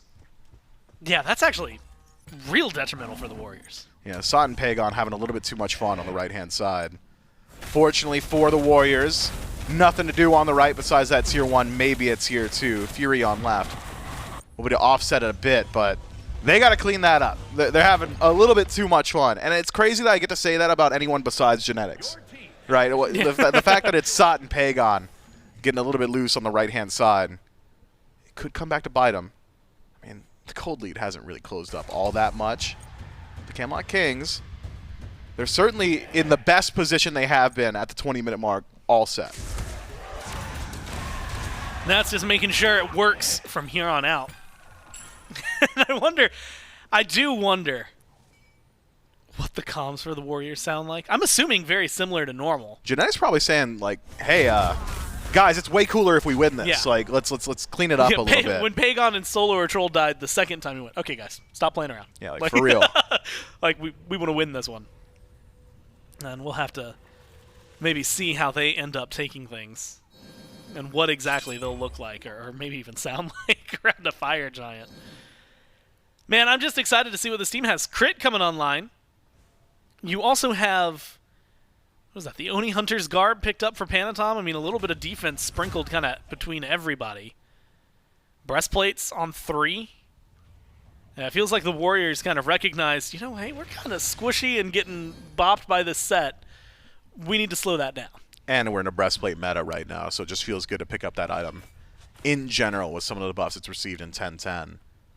Camelot Kings posturing as if they're willing to put up a defense around this fire. Nothing to defend just yet. Oni Warriors still working their way through the buffs on the map. I think a lot of this comes down to Variety's positioning and BigManTingz for the Camelot Kings. Jarcorrr, for the most part, will likely just be the recipient of a lot of dive. So if the initiation from Variety connects with a priority target or can force Netrioid to back up or maybe reposition around his own sanctified field, things get a lot better there. I'm also concerned for CaptainTwig. Erlang Shen, I mean, he's decent. He's gone for a little bit of defense with that Phalanx pickup, but not exactly the best in a neutral late game position. Whereas on the other side, my concern is almost entirely with SOT and Pegon and what they're getting up to. And SOT, split pushing, but not fully committed to the split push, maybe looking for damage onto Twig. The team is pretty separated on both accounts, right? Kings have 3 in a group, Warriors have 2 with the third kind of nearby in the neighborhood. Still going to be SOT pushing over on left, trying to get some poke onto the left side Phoenix. No yet response from either squad. Pegon's kind of out in no man's land. It's that Fire Giant, Myflin. That's the one to keep your eyes on and to maybe focus. They're dancing around it for the Warriors. But not going to start it anytime soon. You've got 4 Kings still hanging around. Pegon split pushing up mid. This is going to force the Kings to make an awkward decision as to how they're going to split up and who's going to defend, and can you defend in time? He's got the damage. Auto's ringing true. Phoenix already halfway down. Variety's the one who goes in. Pegon has 1 target, and the target is the bird. Unable to find that, goes up to the sky, comes over to help out with SOT, dodges the taunt as well, and manages to escape. Both Phoenixes still standing, but the damage is there. Sanctified Fields, meanwhile, dropped just outside the speed buff for the Kings, and a kill onto Quig is found. Now Variety goes in, Tings goes in. It's a massive Pillar of Agony on 3, but there's no follow-through and no follow-up. Instead, you got the 2v1 on left, and the 3v now 2, let's call it 3v1 over on right. The Kings picking up a couple of much-needed kills, but it costs them a Phoenix. Can Panitom pick up a second Phoenix? He's got a little bit of damage. The help of SOT might just be it. One auto attack, it whiffs out of range. Zero-sum game. That will be regenerating some HP, and Panitom no way to SOT go for will lose his life. SOT's got it. I mean, 1 polyproc, that's it. He didn't polyproc it. It's okay. He still got it. He got it. Oh my god, he might look for a kill in a turn. He turns into the set. He's going to find him. He gets pulled in. That actually might help him. Closes the gap and kills off Twig. You might lose the fire, but you've opened up the base. And if they still got 5 towers standing, you've got 3 gone for 30 seconds. Pegon's going to get there. And what are they going to do? Pegon, you're right, is going to be able to walk up. So far, unnoticed. No one's looking towards him. Fire Giant, it's getting low. Warriors take it away, and he gets a kill to boot. Oh my god, Pegon! He's making him look bad, and he's looking for even more. They shut him down, but what can you do? You lost the fire, you lost your Phoenixes, and you're losing the set still. I mean, the Oni Warriors, what a miserable sequence for the Kings. Splitting the map all the way across the map. We're going to take down your mid Phoenix. Just kidding, we're on the left Phoenix. Just kidding, we're back on the mid Phoenix. Oh, you're on the Fire Giant. Nice job. You finally killed us. Oh, stolen away. It really is just a miserable 25-minute sequence here for the Camelot Kings. It's only Fire Giant on 3. It's 9,000 gold. It's 9,000 gold as well, but it's only Fire Giant on 3, Gore. There's silver linings where they lie. We can scrape that barrel. 2 of them are still auto attackers. Yeah, and one of them is an Olorun too, so he'll deal with the structures pretty quickly. No, yeah, silver lining's pretty hard to come by right now. You still have a Phoenix? Still got 1? Yeah. And you know what? We haven't actually gotten to see like a base defense from the Kings. I mean, we've seen what we just saw was. I mean, you might be able to call it a base defense. It wasn't like the full 5. No, you're right. You're right. And it's a decent base defense. The only thing I could see hurting the Camelot Kings is a lack of consistent AoE damage. Again, if Pillars of Agony ain't doing it, for the most part, you're single target all the way across the board there. And the Oni Warriors really only need to keep like 2 of their 3 hunters alive, right? It doesn't matter which one of those 2 survives, so long as genetics is one of the 3 that dies. I mean, it's just from here. I struggle to say it's a win harder composition, but it's starting to feel like it from the Oni Warriors. What's the answer? Because it's not even as if... I've been asking that for 26 minutes, honestly. It's not even as if like the Oni Warriors are just like running it down and winning the fights everywhere, or the 5-on-5 is ridiculous, or the Anhur is giving them unique opportunities. It's really map play. It's Phoenix play. It's understanding how aggressive you can be. And it's reining in maybe the SOT Pegon duo. since that's been cleaned up a bit, the Oni Warriors have been doing much better as well. I haven't seen the two of them standing near each other for a little while. Maybe that's something. You think they separated them like clowns in class, yeah, right? It's just like, all right, you sit up front. Yep. You go over there next to the other kid who's only ever studied and got straight A's. Yeah, Like, you can go sit next to the hall monitor. Who's the hall monitor for the Oni Warriors? It's got to be Genetics, right? Like. Yeah, it seems like it because they've been pretty close, thick as thieves over and right. Maybe it's Netrioid because Netrioid's been spending a lot of time near Pegon as well. But it's controlled him. Sot is in the base right now. Right, left side Phoenix is about to respawn. Mid will come up shortly thereafter. Right is where the rest of the team is positioned. And so it's a question of aggression from the Warriors and where they're going to place it. Pillar and stun connected from Genetics. Spreads out a little bit of damage with the ult. Doesn't have too much. 72 damage to be exact. We'll see what he's going to do. Fire minions should knock down the left side bird. So it's a small reprieve for the Kings. Just a little reset because the Titan's about to join the Warriors. Yeah, simplify things greatly. Variety poked out so much before the fight. He'll be looking to sustain somewhere, likely the Fountain. Won't be able to make contact with Wave easily as mid Phoenix is taken as well. No reset from Variety.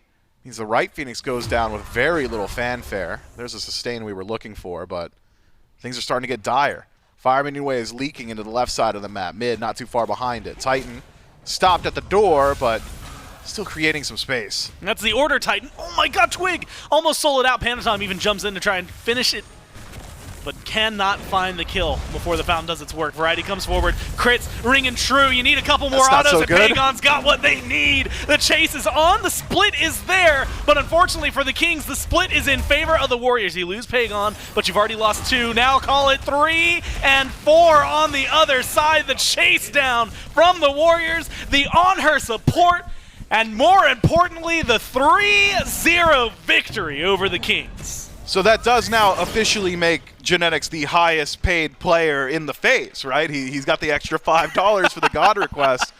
Congratulations to the Oni Warriors. Slide Bill into his pocket. I really thought this set had the makings of going the distance. Coming to today, I said, guys, cancel all your plans. We're going to be here for a while. The Oni Warriors flipped the script, and I mean, they're not even excited about it. These guys get another day in the office. Simple, light work. There was a point, and it's probably, you know what it is? Genetics is looking over. He's looking to his right. He's talking specifically to Pegon. So, guys, like, why'd you delay my game for 10 minutes? Like, we were pretty far ahead, and yeah, let's talk about this. What are you guys doing over there? He's like a James We had to send Bond Sot villain. over to the other lane for him to level up. Genetics is like an Acme villain, bro. I feel like Genetics the type of dude to have TNT in his car. Like, it really, he is a unique individual, that guy.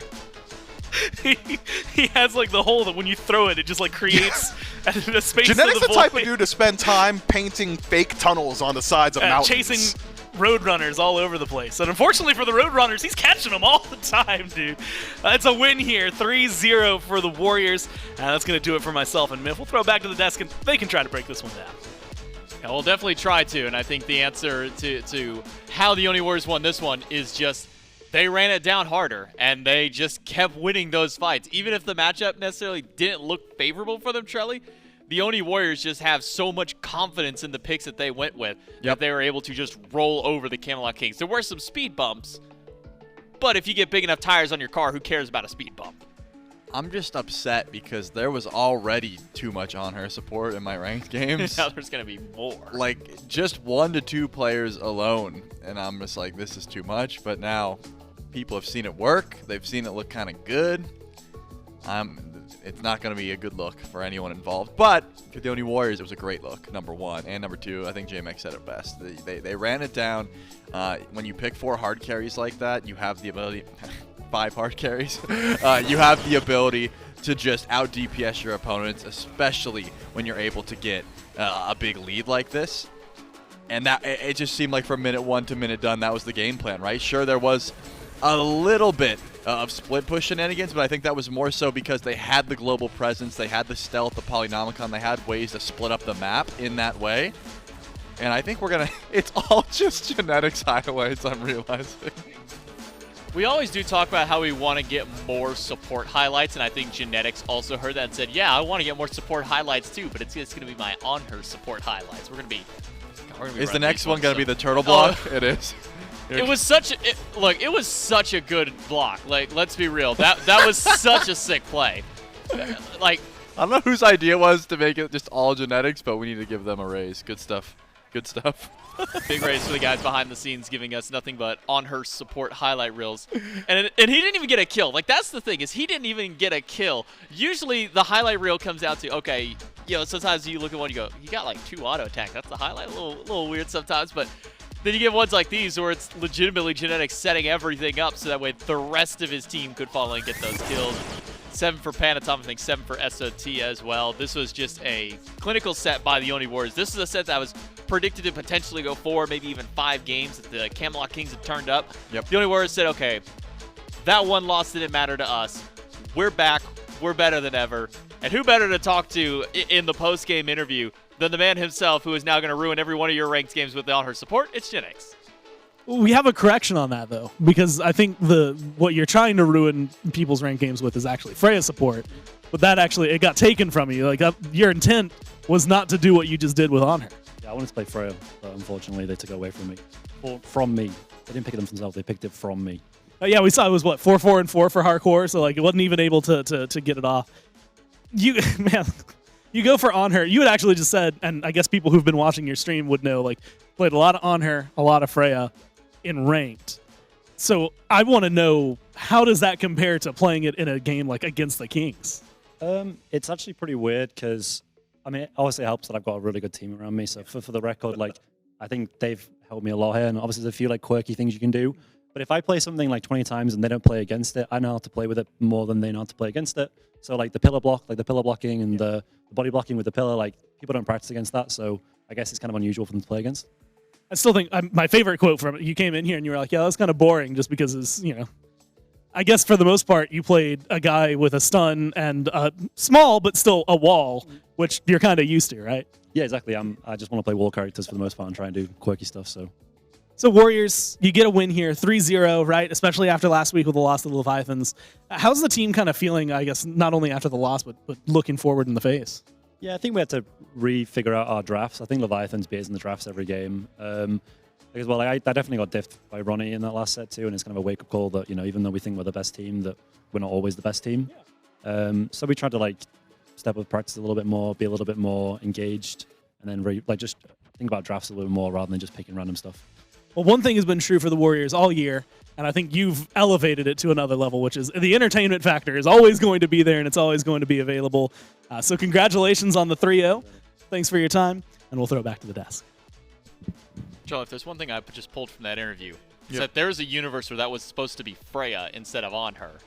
Yeah. And I think that might terrify me more, that we could have been looking at a Freya support meta versus an Anhur support meta from genetics. Well, Freya gets banned in ranked, so I think I would have preferred that, because I guess so. Then people wouldn't have played it anyway. This is now more accessible for everybody. Let's take a look at the schedule for the rest of our day.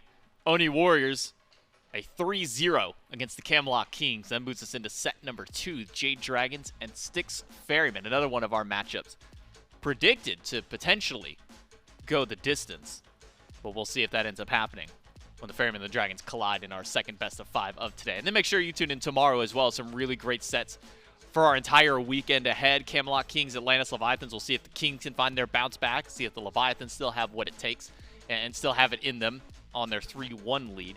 Then the Highland Ravens and Styx Ferryman for Saturday. And then Sunday, again, the Warriors, Gladiators, and the Dragons and Hounds to close out our weekend. So make sure you continue to tune in at 11 a.m. each day. Take a look at our standings. Leviathans, their stuff is unchecked. It's everything that happened over on the opposite end here. Oni Warriors reclaim the top spot, 3-1 for themselves to now lead the Chaos Division. Camelot Kings move down and swap places with the Oni Warriors at that 2-1 for themselves. We'll see if that adjusts a little bit more now. The Highland Ravens also have their matchup sitting 2-2. One win put them up ahead. There's a lot of standing implications still on the line for the remainder of our weekend. But all I care about is that the Styx Ferrymen are the only team that are still undefeated. And will they continue that? Stay tuned. That's all I got to say about that. Yeah, we'll see if they can keep that one going with their matchup against the Jade Dragons and then the Styx Ferrymen along with them. We'll see what happens in that set right after this break.